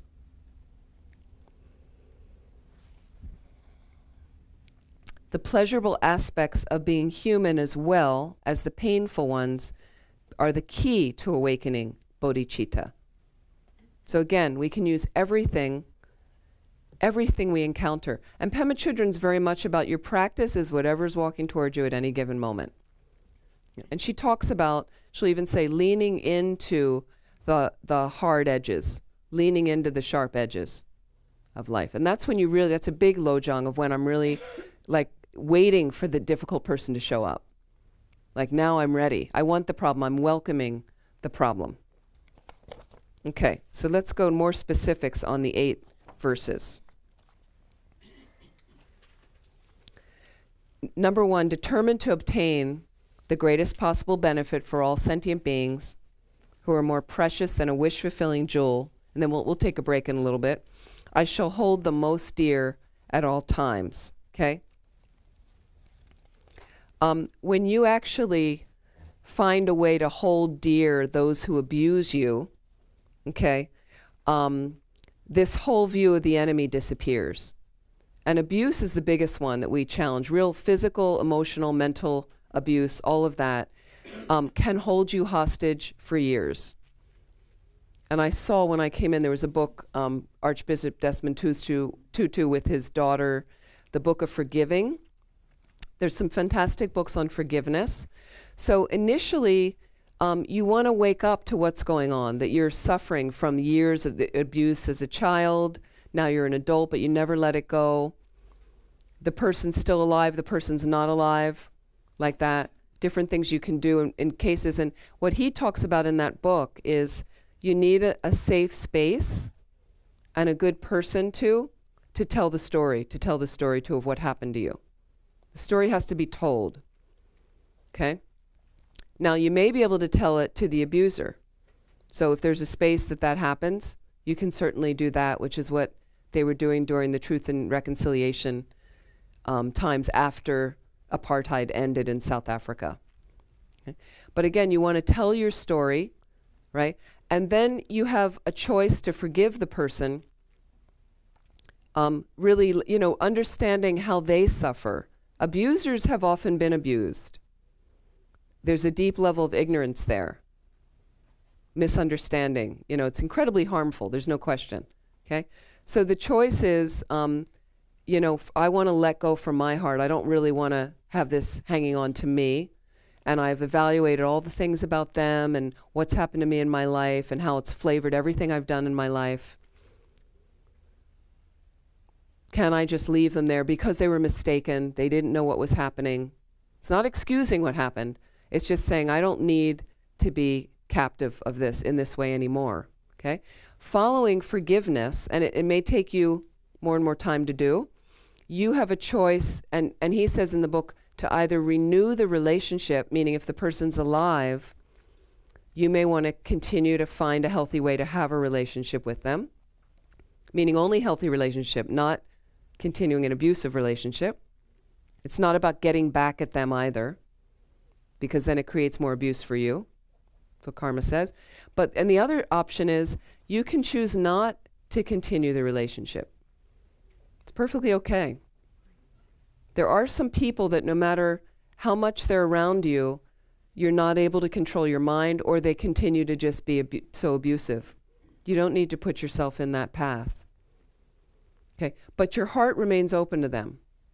Okay? And even if they passed away, you can still forgive and let them go. It takes much less power over you all those years. And then the other thing he said in the book I found very helpful is, don't be surprised if you wake up the next morning and you have to forgive again. It's a process. It's a process, right? So deep levels of abuse, but we try, okay? We try. So again, this refers to people, this verse, who are ill-tempered, bad-mannered. It could be people with contagious diseases, and people that we ignore, people that we shun, like that other people have warned us, stay away from them. Okay? There's a human being there, okay? And we're often influenced by selfish thoughts. We think we're too precious to mingle with them. We have fear that we'll be contaminated by them, okay? So again, a wish-granting jewel we sometimes talk about in Buddhism, a wish-granting jewel can confer on us material wealth, okay? However, people who hurt us, people who are oppressed by violent suffering, okay, they can help us get enlightened. They provide us with the greatest opportunity to practice patience, to practice compassion, to practice love. We need those people. I'm not setting you up to say I need to be abused. I'm a masochist. But if it's happened, how do you want your mind to revolve around it? How would you like your mind to step out of it and heal? Okay? This is a way you can practice patience. And it's really one of the greatest tests to see if you have any of those qualities. Patience, compassion, love, like that. So, and it's a good measure in the future going forward when one of these people rears its head again, or you just find somebody similar. And you might even think, oh, I haven't really finished that karma because this theme is still playing out. So, and again, it gets into self-cherishing. I've got two options with this person. Self-cherishing, which has me escaping, shutting down, lashing back at them, things, or cherishing others. It's hard when you think of cherishing others. The cherishing others isn't necessarily about you learning to cherish this person who abused you, but it's your effort wanting to cherish all beings, wanting to have that big space of mind. Can I try to practice that? Self-cherishing, please check, can make us very uptight. We think we're extremely important. Our basic desire is for ourselves to be happy, for things to go well for us, for our agendas to be promoted, okay? But we're often not sure how to bring it about. So you have to check yourself when you notice a cloud on the horizon, meaning suddenly your mood kind of slumps, not in a good mood. What just happened? What was I thinking about myself, or was I thinking about others? So I find it very, very key in general in your spiritual life is as you start to notice your mind, which is the main thing you have to start with, the awareness, okay? And please notice when you're not happy. See if you can notice what triggers, or did something suddenly, because that's you really getting to know your mind. What are the things that send you into a tailspin? And do you ever notice in the morning you woke up, everything's good, you're going along just great, it's fine, and then suddenly you hit something. Something happens in the day. Something that might arouse a thought in your mind, some interaction with a person, and it might even be an okay interaction. But then they say something about somebody else, and somebody else got that raise and you didn't get it, and then suddenly your mind is headed elsewhere. You know, many little instances in life like that. And one time, I mentioned this before, in some years ago, before I was a nun, I was living in California. Then my boyfriend was chosen by Rinpoche to be his second attendant at that time. They didn't have the Tibetan monks, Sangmo and Sherab with Rinpoche, and they were looking for someone else to help Roger, and somehow my boyfriend was chosen, and it was a big shock for me. Because, you know, I kind of suddenly signed. He always wanted relationship, and he convinced me that relationship's the way, my boyfriend. And finally, when I said okay, Rinpoche plucked him, you know. That's the real guru. That's the real guru. Never letting you grasp onto anything or letting you see your attachment, like, blatantly. And so we kind of maintained the first year pretty well, living as a lay couple, and he would go off on a tour with Rinpoche for a few months, and then he'd come back, and he basically would come back to our cabin for 2 days and sleep, and then he'd go back on the tour. But we were kind of maintaining like we could do this. And then at some point, it all went south for me, and I suddenly wasn't enjoying. You know, I wanted him home, but I wanted him to be Rinpoche's attendant. I wasn't going to stand in the way of, but I just noticed I was really in a bad way of and I was walking up a hill with Rinpoche at Land of Medicine Buddha, one of our centers, and we were talking, I think about bodhicitta or something, and I was just saying, and then I noticed my mind really just isn't happy. It kind of went, and then Rinpoche just swung around to me really quickly, and he said, "What happened?" Like he really wanted me to get, am I noticing what happened, the trigger? What really, could I go, and I did go back and retrace, like everything was okay here over, 2 weeks ago. I was feeling really good 2 weeks ago. It was all, and then I noticed what kind of transpired in my mind of me, you know, and I wanted, and the things my boyfriend and I used to do, and that we would do that, and that was about me, and then he would fix this in the cabin, and then I'd come home and he'd already make a fire. It was all about me. It's all about me. So it's okay if you want to ask for some of the things you need, let's say in your relationships, put it out there, but don't have any expectation. But at least you're expressing what you would like. But again, in relationship, you also want to be considering your partner's situation. If you love them, you want them to be happy. So what do they want? What do they like? What makes them happy? That's important. Then you find compromise if the things don't match. Put your stuff out there, but don't have the expectation, you know, and the more you're focused on the partner's happiness, within reason, with a balance, just notice, does it make you happier, more spacious, or not? So we have to look at that, okay? But when we have the difficult person, better than the wish-granting jewel, better than the wish-granting jewel, because they help you practice patience. I mean, you can't do it with your friends. It's easy. I'm not really working on patience. You need to perfect patience to get enlightened. It's one of the 6 perfections. You need to perfect patience to get enlightened. So can I just bear up under harsh circumstances of this difficult person's in my face right now, or they're saying this thing at the meeting, and I'm noticing kind of the hairs on the back of my neck go up and I'm feeling a bit flushed? Okay. Can that be a trigger for me to take a deep breath?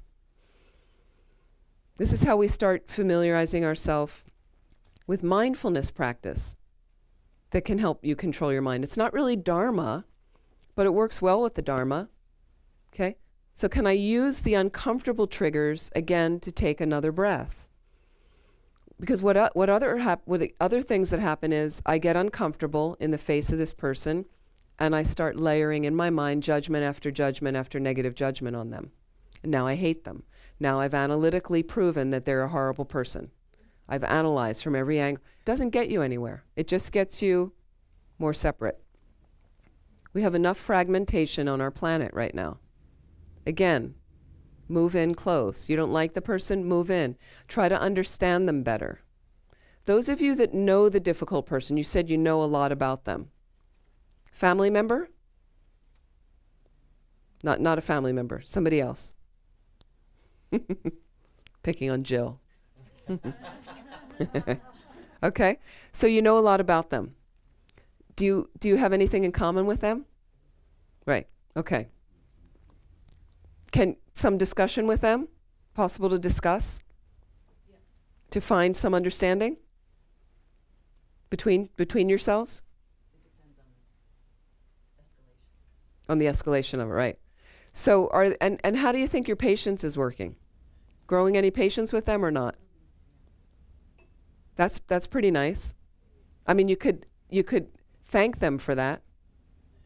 Yeah.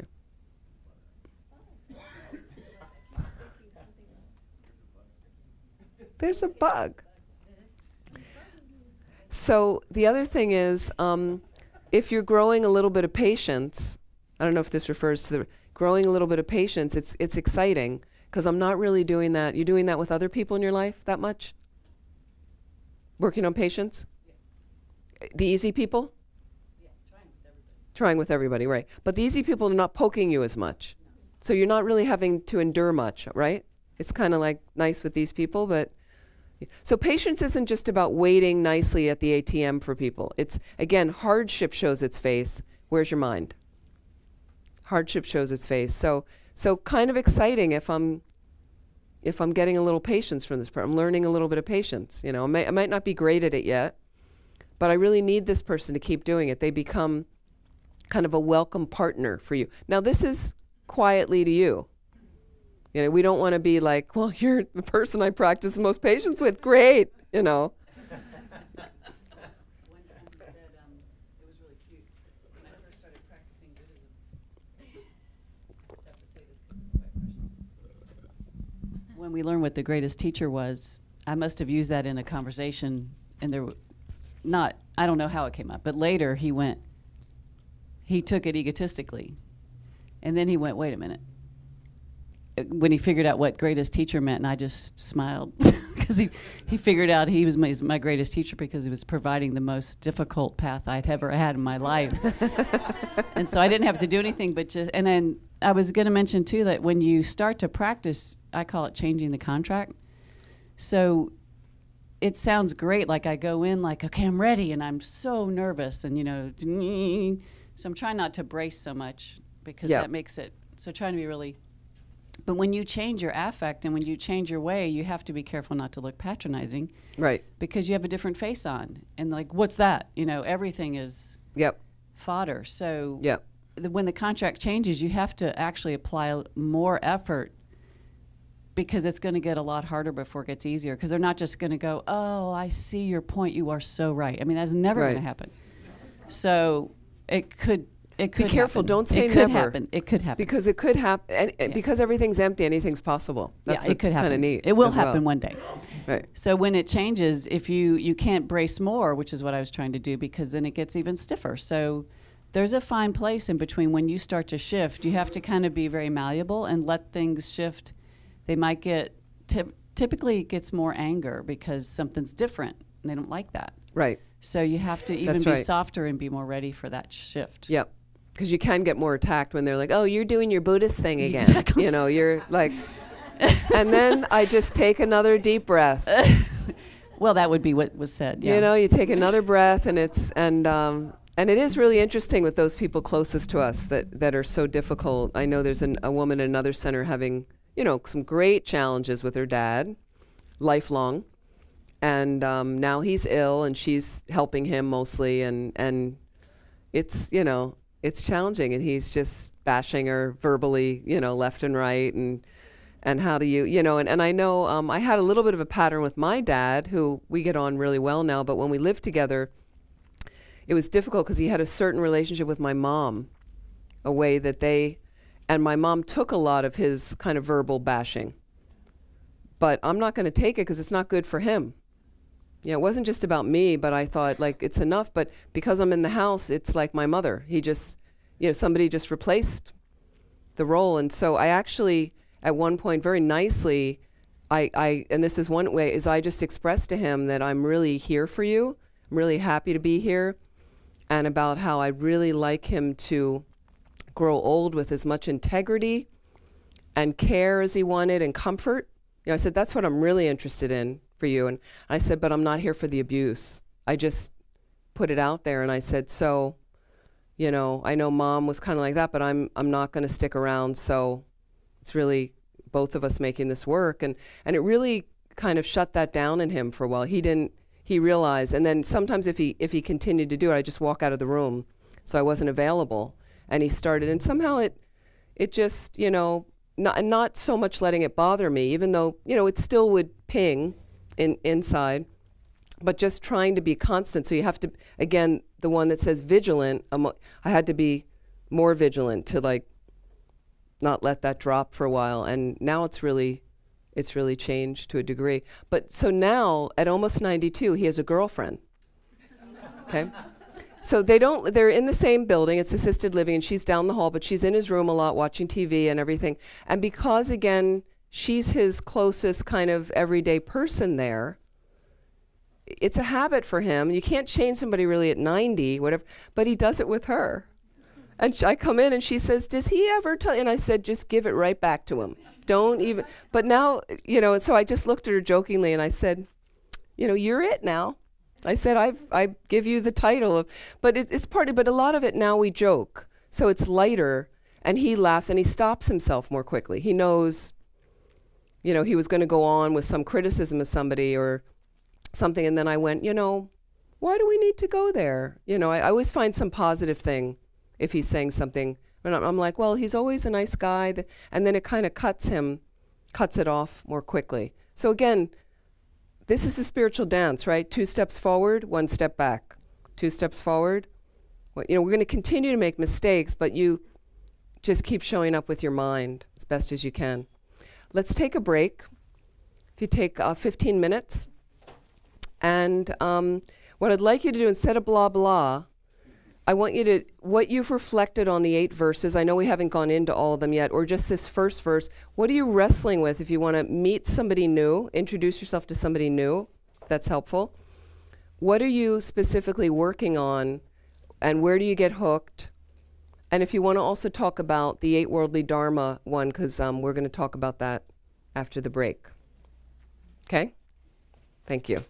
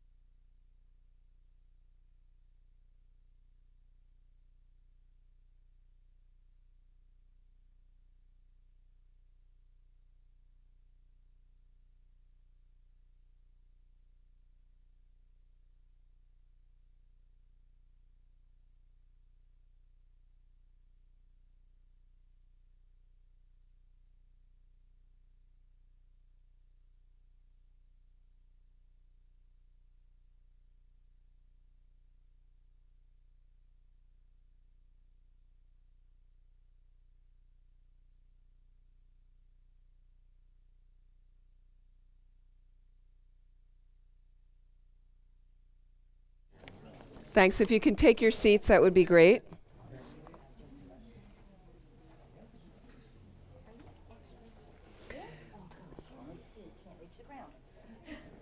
So I wanted to also, and this is Rinpoche, because the first verse is also, it's not just about, and thank you for bringing this up. Where did he go?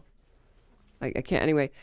It's also trying to cherish all beings as well, but it's the more difficult ones we get tweaked by, like that with the first verse. So this was Rinpoche. This was in November at Kopan, December. And Rinpoche says, and this is overall with Lojong, Buddhas come from bodhisattvas. Okay? Buddhas come from bodhisattvas. Bodhisattvas, if you're not familiar, are a Buddhist saint, and they've actualized bodhicitta. Okay? There's different levels up, to attain bodhicitta. So let's say Buddhas come from bodhisattvas. Okay? Bodhisattvas come from bodhicitta. Where does bodhicitta come from?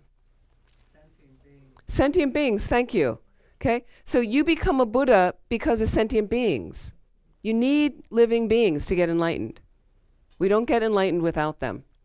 So it was always a nice thing to think about. Buddhas come from bodhisattvas. Bodhisattvas come from bodhicitta. Bodhicitta comes from sentient beings. Okay. I'm going to look at some of the other verses a little bit more quickly, and we will do a little bit more after lunch, and then we'll get to the 7-point mind training.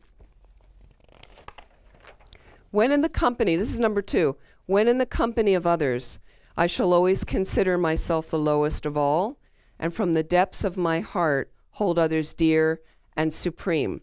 Okay, this is not about low self-esteem, that I'm crap. Consider myself the lowest of all. This is an attitude that counters pride. Counters pride.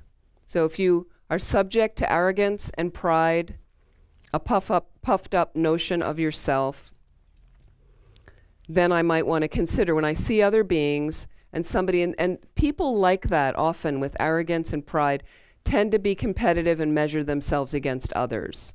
So if you notice that's going on with you in relation to somebody, is again, this is bringing my mind, orienting in the right way. I'm back over here into delusion and pride and jealousy. It triggers that. But I'm a little bit like, find the good qualities in the person. Instead of measuring up, it's like, why don't you rejoice? Why don't we rejoice at their good fortune, that they're able to do that, and they're, instead of, how come they can do it, I can't do that.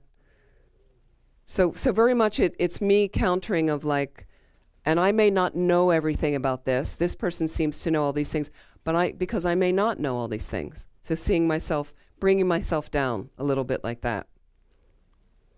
Number 3 is really important, this word vigilant. Let me see if there's one other thing I wanted to say about.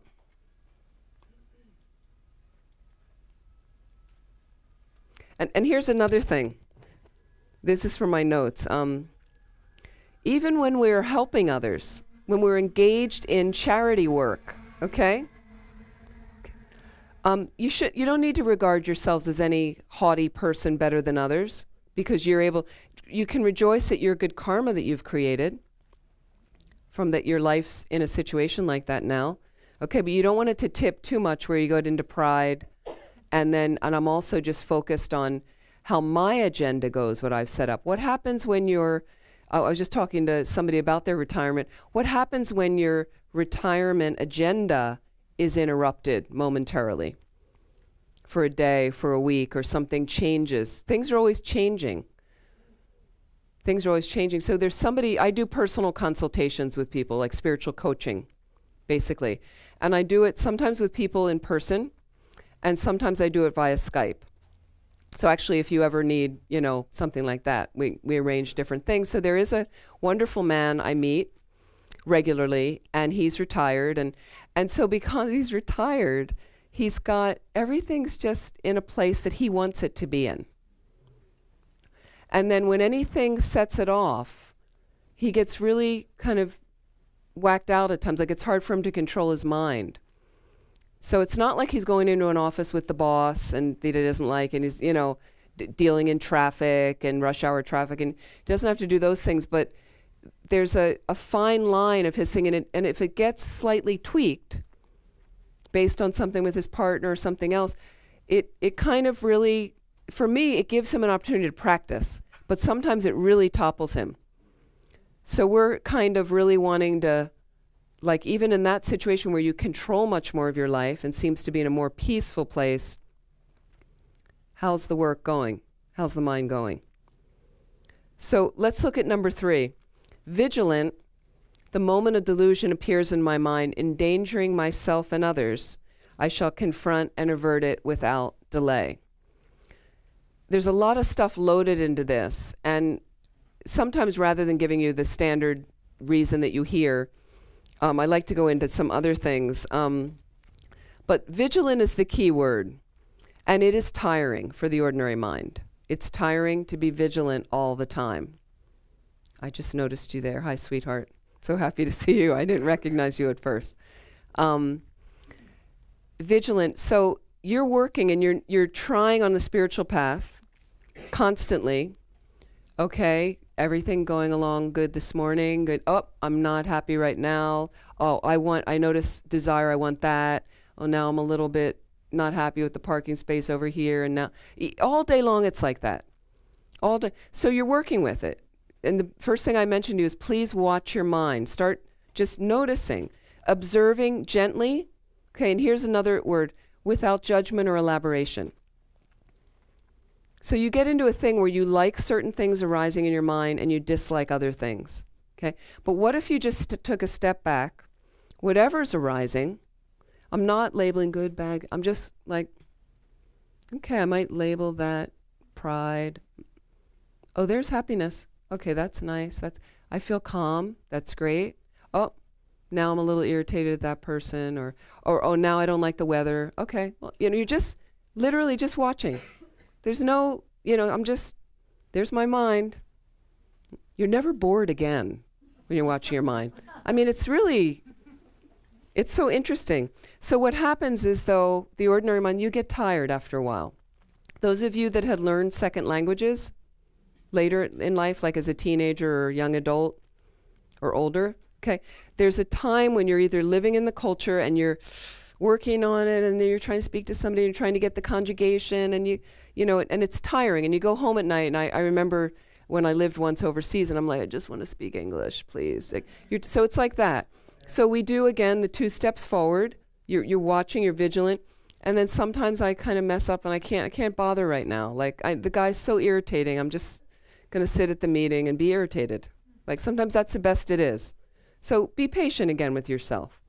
Sometimes it's just like that. Okay, but you're trying to get to the space, the moment I notice the delusion, and I like where it says endangering myself and others. This is the key part. Okay, you're endangering yourself because I'm creating a negative imprint in my mind. Okay, well, that's understandable. But here's a further step of Lojong. This is for more advanced practitioners. You're trying to counter that you're feeling very frustrated right now at this irritating person. You're labeling the person irritating. They might be your challenging or difficult person. So now they're doing something that you may label as stupid or abusive or rude or whatever it is. It's interfering with your agenda. Okay, all those things. Okay. And I'm about to say something snippy to them. This would be the normal reaction. I'm going to give it back to them in that way, a little nyeh. Okay? Okay, but what happens is I know that's the oil on the fire. And we've been through this many times before. Let's say somebody you do know well. Maybe it's not somebody you know that well. You haven't been through it. But think about when you put oil on the fire. The fire blows up. So the tendency could be, if you're labeling the person as irritating and stupid and idiotic and whatever you want to say, that they're going to come back with another barb at you. Okay? And then you're hurling that, and they're hurling it back, and you're hurling it back. But why don't we stop it here, where I look at my mind and I say all those things about the person. I can't control my mind, or I'm trying to, but I realize they're really difficult. I'm about to open my mouth, and I sometimes have a little voice now in the back of my head when I notice irritation or annoyance or one of those things going on before it's full-blown anger. And I have a little voice now that'll say, I notice the anger, or I notice the irritation, and then this little voice says, do not open your mouth now, Amy. Because it's not going to come out in where I want it to be. Do not open your mouth. Just, you know, and sometimes a little joke to myself.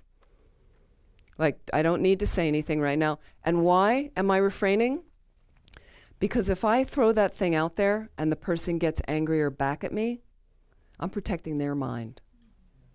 It's about them. Huge space of mind. I have to control my mind. Why? So they don't get angry. Because anger sends them to hell. Anger can send them to an enormously torturous, the rest of this life or a future rebirth that is not good. Think about that mind. That's why we want to be vigilant. Make sense? Everybody with me? So one thing is we're working, and in a lot of people, I'm trying to control my mind. But again, the self-cherishing sits pretty heavy with us. So again, I'm trying to control my mind. I know I had a good motivation in the morning, but sometimes it ends up where I'm trying to control my mind because I'm trying to control my mind for me. But this is about the other person, because it can make them angry. Can I confront and avert it without delay? Number 4, whenever I see beings that are wicked in nature and overwhelmed by violent negative actions and suffering, I shall hold such rare ones dear as if I'd found a precious treasure. This we talked about with number 1 as well. This is more specifically about the difficult people. So I think that's pretty self-explanatory from what we said before. You come across them as a precious treasure that's showing me my mind. Those difficult people, don't they show you your mind a little bit more than your friends? And I need that. I need that. I need to see that. It's uncomfortable. Yep. I don't like it.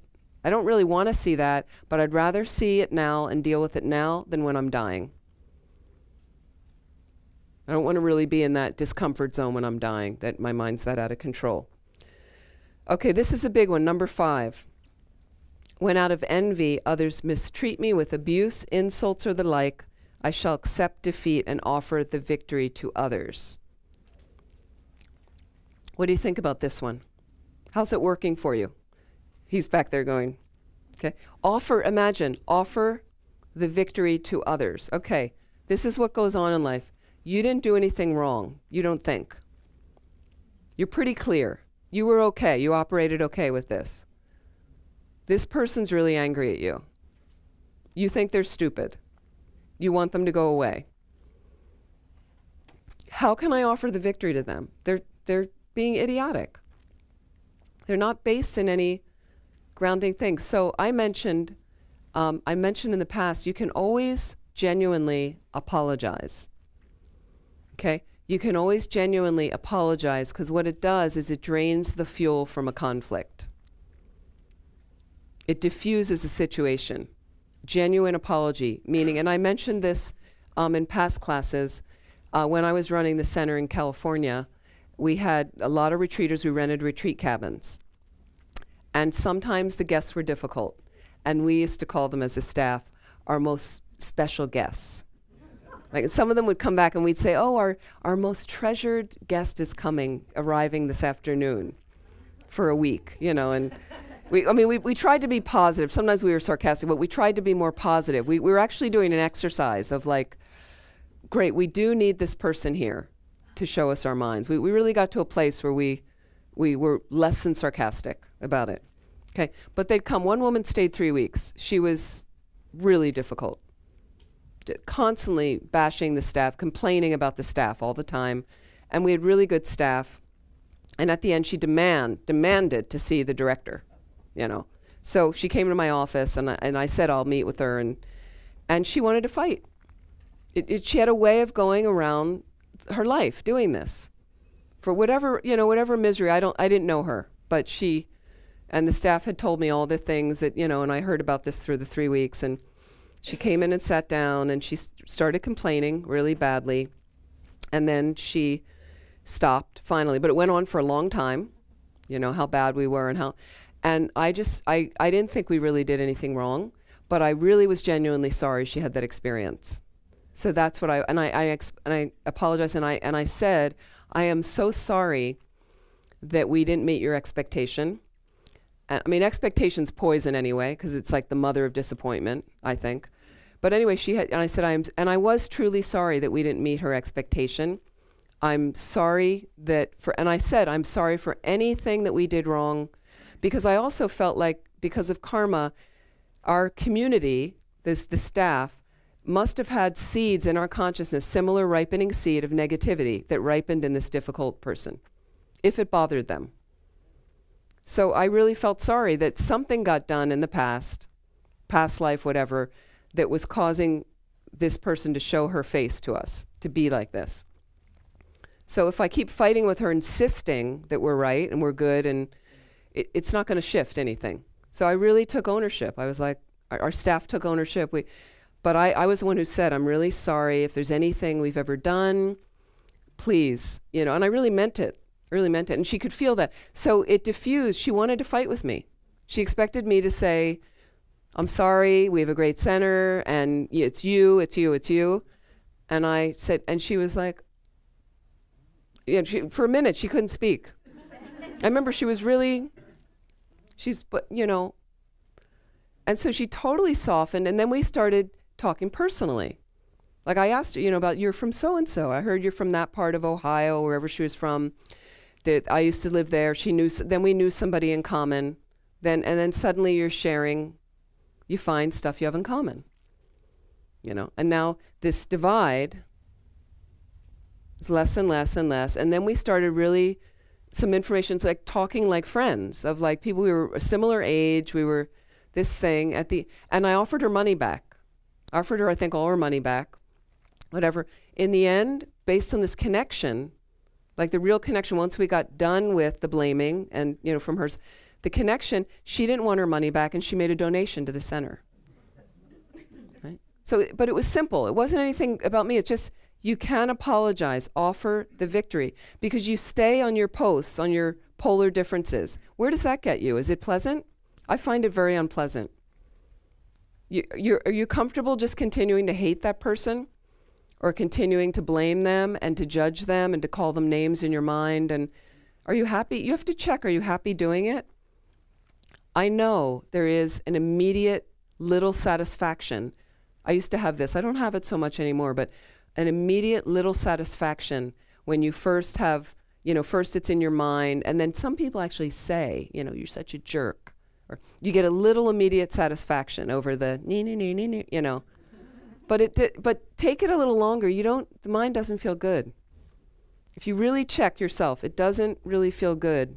Later on, you kind of go, that was kind of childish.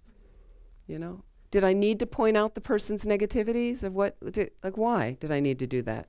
And it's going to come back and smack me in the face. Karma. So you start learning from getting smacked in the face again and again. I don't want this anymore. I don't want this going down. We have to subdue it. So check that. Some of you haven't spoken to some family member for years. What if there's an option to write a letter or pick up the phone and say, I'm really sorry for whatever part I had in it. Really sorry for whatever part I've had in this, and I hope you'll forgive me. Don't expect them to forgive you and that they want to engage, but from your side, you finish it. You finish it, and you won't be dying with that thinking, I haven't talked to my brother in 10 years. You did. You took the action. It's a very powerful place for you. You can try. Number 6, when somebody whom I have benefited and whom I have great hopes gives me terrible harm, I shall regard that person as my holy guru. Okay. So usually we have an expectation that people that we've helped a great deal, we want them to be grateful to us. And if they react to you in a different way, you get angry. So rather than getting upset, everybody's at different levels. Great opportunity to practice patience, okay? And they can, in a sense, I'd like to see them as a teacher testing my responses. They're actually showing me, how's it going with my patients right now? You know what? It's not going that great. I'm a little tweaked, but I'm not saying anything to them from that space. Before I would have responded and had to say some little snippy remark, you know, like, oh, you're not even appreciative or something. But I'm not even going to say that. I'm just going to keep my heart open, because obviously they're not, you know, feeling that great about themselves. There's some obstacles there, but like that. Teachers. And I mentioned, and somebody came up, where's the guy at the break that was talking about, is it better to see all beings as enlightened? Yeah, as enlightened. So I am also a proponent of this conspiracy theory. I believe in the conspiracy theory. I mentioned this before. This is my conspiracy theory. When you get tweaked like this from all these things, are you ready? Okay. Everyone's trying to get me enlightened. Okay? So this difficult person, or the person I just helped, and they throw it back in my face, and they never say thank you, or they never write you a note, or whatever else you expect. Okay? Great for my mind. So great for me to practice patience in my mind, because some people are just like that. Waking me up and enabling, helping me to practice patience. Thank you. Thank you. Thank you for teaching me, like a teacher. Number 7, in short, both directly and indirectly, I offer every happiness and benefit to all my mothers. I shall secretly take upon myself all their harmful actions and suffering. This is basic tonglen meditation we're going to do later. The offering any happiness, taking on any suffering from living beings. And again, it says, I shall secretly. I shall secretly. So again, these were secret teachings. As I mentioned to you, to go out there and start saying, oh, what did you do today, to somebody that doesn't have any appreciation for Dharma or spiritual path. Oh, well, we were taking on everybody's suffering and giving away all our happiness. People, you know, they're not going to get that. They're not going to get that. You know, when they're more involved and a little bit understanding of it, then you can explain what tonglen is. But it's a pretty big passage for people.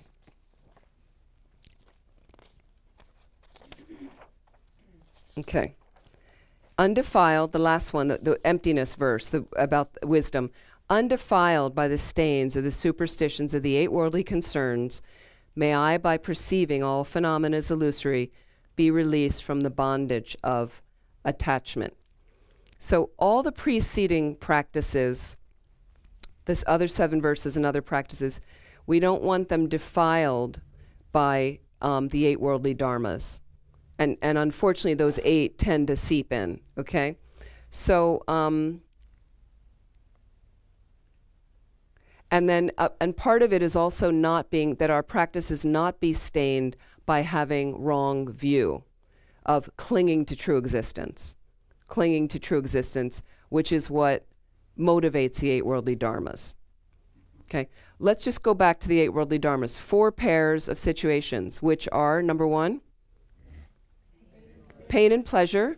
Number 2, gain and loss. Number 3, praise and blame. Number 4, fame and dishonor, or having a good reputation and having a bad reputation. Which is the worst one, do you think, that really does a number on your mind? Worse than the others? Which one? The last one, having a bad reputation? Okay, anybody think other things? Pleasure. Grasping onto pleasure too much, running it like a hedonist. Praise and blame. Which one were anyone worse of the 2? Blame. Okay. And reasons for pleasure. Because it's that constant gerbil on the wheel looking for the next thing to make you happy. For the next thing. And praise and blame, why is that? Why do you think blame is? Hurts being wrong. Hurts being wrong. So Geshe Zopa said it was having bad reputation, dishonor. Because fame and dishonor, if you notice, is a heavier experience than praise and blame. Praise and blame, they often say, is being happy when you hear nice sounds about you, being unhappy when you hear negative sounds about you. It does go in, and it makes, it makes us very insecure, or when we're blamed, especially if we didn't do it. When we're praised, suddenly you're sailing along, everything's great. They think I'm great, and we forget about others in the space because I'm great. They just said they like my hair. Great. Okay, but fame and dishonor is a deeper experience of it, is a deeper experience of that. These people think that you did something wrong. This person thinks you did something wrong, and you're scorched by it.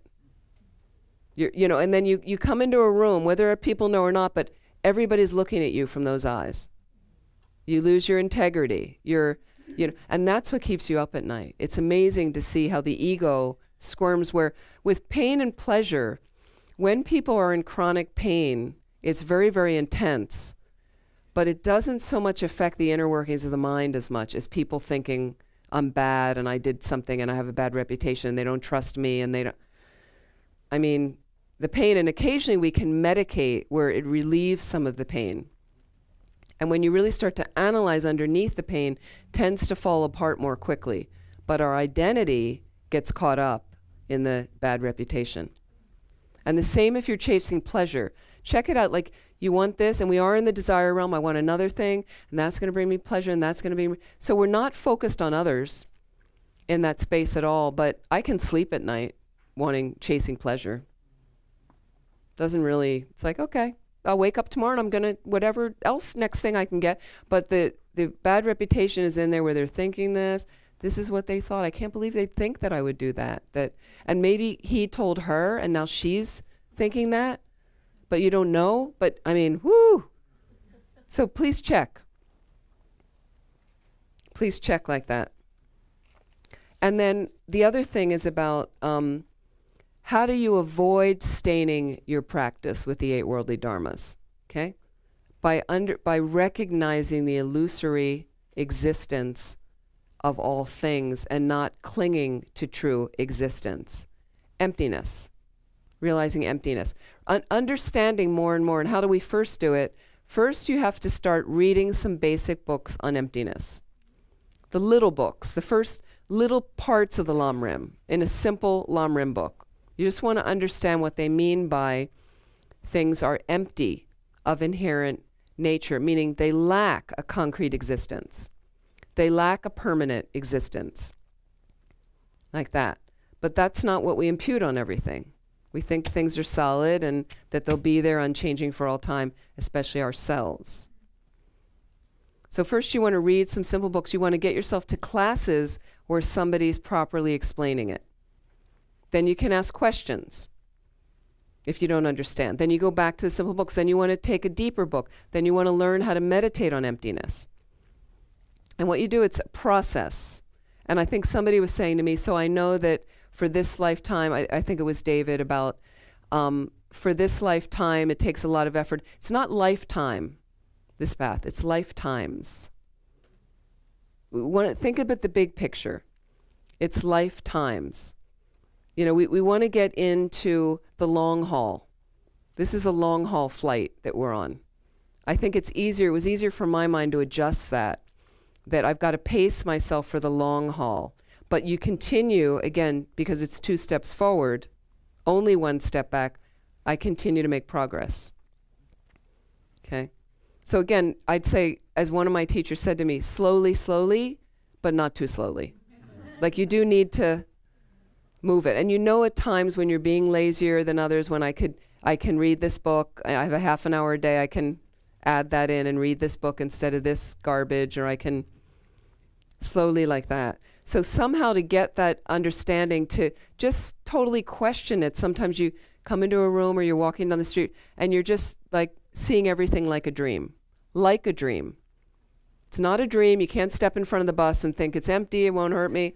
No, you have to practically take responsibility and engage in your life. We have to do that. We have to take care of ourselves. We have to take care of our families. You want to raise kids with good values, and you want to do your Dharma practice. You have to try as much as you can in between your busy lives and your work and your relationships and all this. We can continue to make little imprints along the way. And if you like what's going on with your mind, maybe you extend your little more formal Dharma stuff to 15 minutes a day. I just add a little 15 minutes in. And the next year, maybe I've found another half hour. And the next year, maybe you do a retreat or something like that. So again, let's be reasonable. But very important, because once you're kind of dancing with emptiness a little bit more, thinking about it more and more, then you notice how pleasure gets activated. And then I go, all right, you know, grabbing another pleasure, this is not the answer. It's just manipulating me off of the things I need to do. Bad reputation comes up. Somebody's accusing you of something. Somebody thinks something about you. They heard it from somebody else. It's not true. Okay? So you self-reflect. Did I do the thing that they think I did? You know what? I didn't do it. So, and also I've got karma operating from past lives that's causing this to appear right now, really negative on my screen. I'm really upset about it, and I'm not happy about it. But I know that I was pretty clear I didn't do anything in this life. I'll do some purification practices to try to clean it away. That's the best I can do. Let it go. Let it go. Because for me, continuing to analyze and circle in that anchors the mind down into a really heavy place. Everything's empty. It doesn't exist that way at all. It's simply karma, negative karma, now coming up, ripening, biting me in the butt like that. Like that. Okay. Whoops. Any questions before we break for lunch? It's a little bit I wanted to say about the 8 verses, because I know you've had teachings on before, so we're going to spend more time going into the 7-point mind training. But any questions, anything at all? Yes?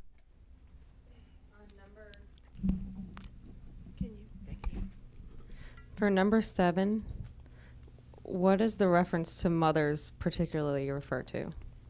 Or what is what's important about that? Yes, in Tibetan Buddhism, we often talk about all mother sentient beings. And the reason they label mother is most people, this was ancient Tibet, it was a nomadic society for a fair amount. So it was the guys who were going to trade, and they would leave for months at a time. And sometimes there were 2 brothers that would have the same wife, something like that.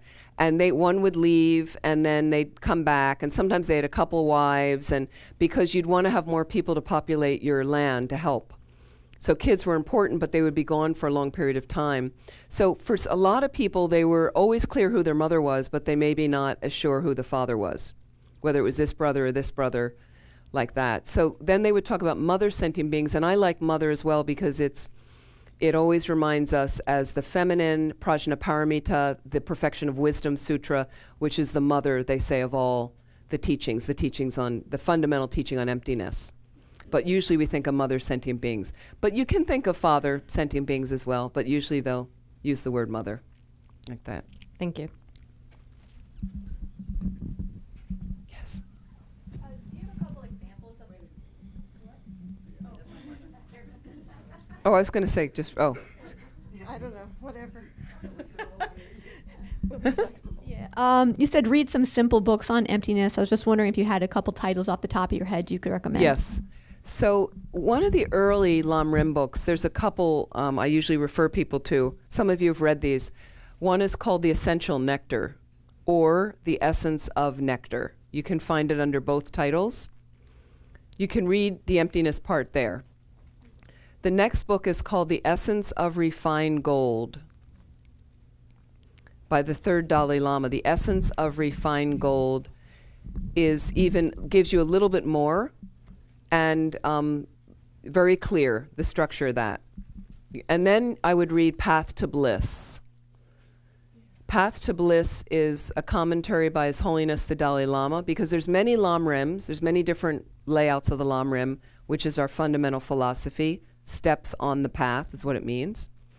So Path to Bliss gives you His Holiness's gush of the Lam Rim, and I love reading that. Like it doesn't, you might not have every detail in place, but you get the gist in a very profound way. So that's very nice. And then you could look at Liberation in the Palm of Your Hand, a bigger kind of Bible type of that, and go into the emptiness sections on that, which get more detailed.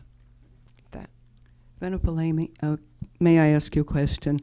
Number 5, when out of envy, others mistreat me, abuse me, insult me. Why is the word envy there? Why is it not hatred or Right. anger or anything else but envy? That's a great one. It was just asked in our New York Center, and a number of us went looking for the answer, and we didn't really find a satisfactory answer. I asked all these different teachers, but envy, the one I got the most from one of my friends was, and this was my thinking, is envy is usually where people get competitive and they're looking at you and then they try to bring you down.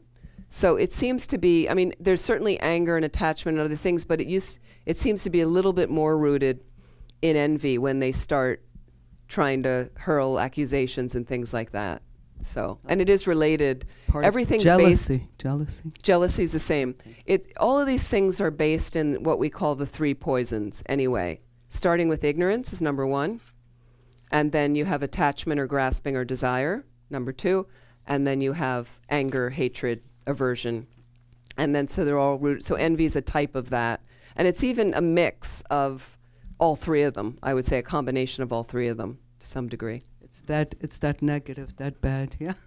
Yeah, because you have envy because you're confused really about the nature of reality. So you think by grasping at somebody else's thing, comparing yourself to them, you're confused, okay? But then you also have desire to have that trait that they have that you don't have, and then you a little bit hate them for it. So it's got everything, it's got the whole shebang there. Thank you. And a lot of our delusions are combinations of the three poisons to some degree.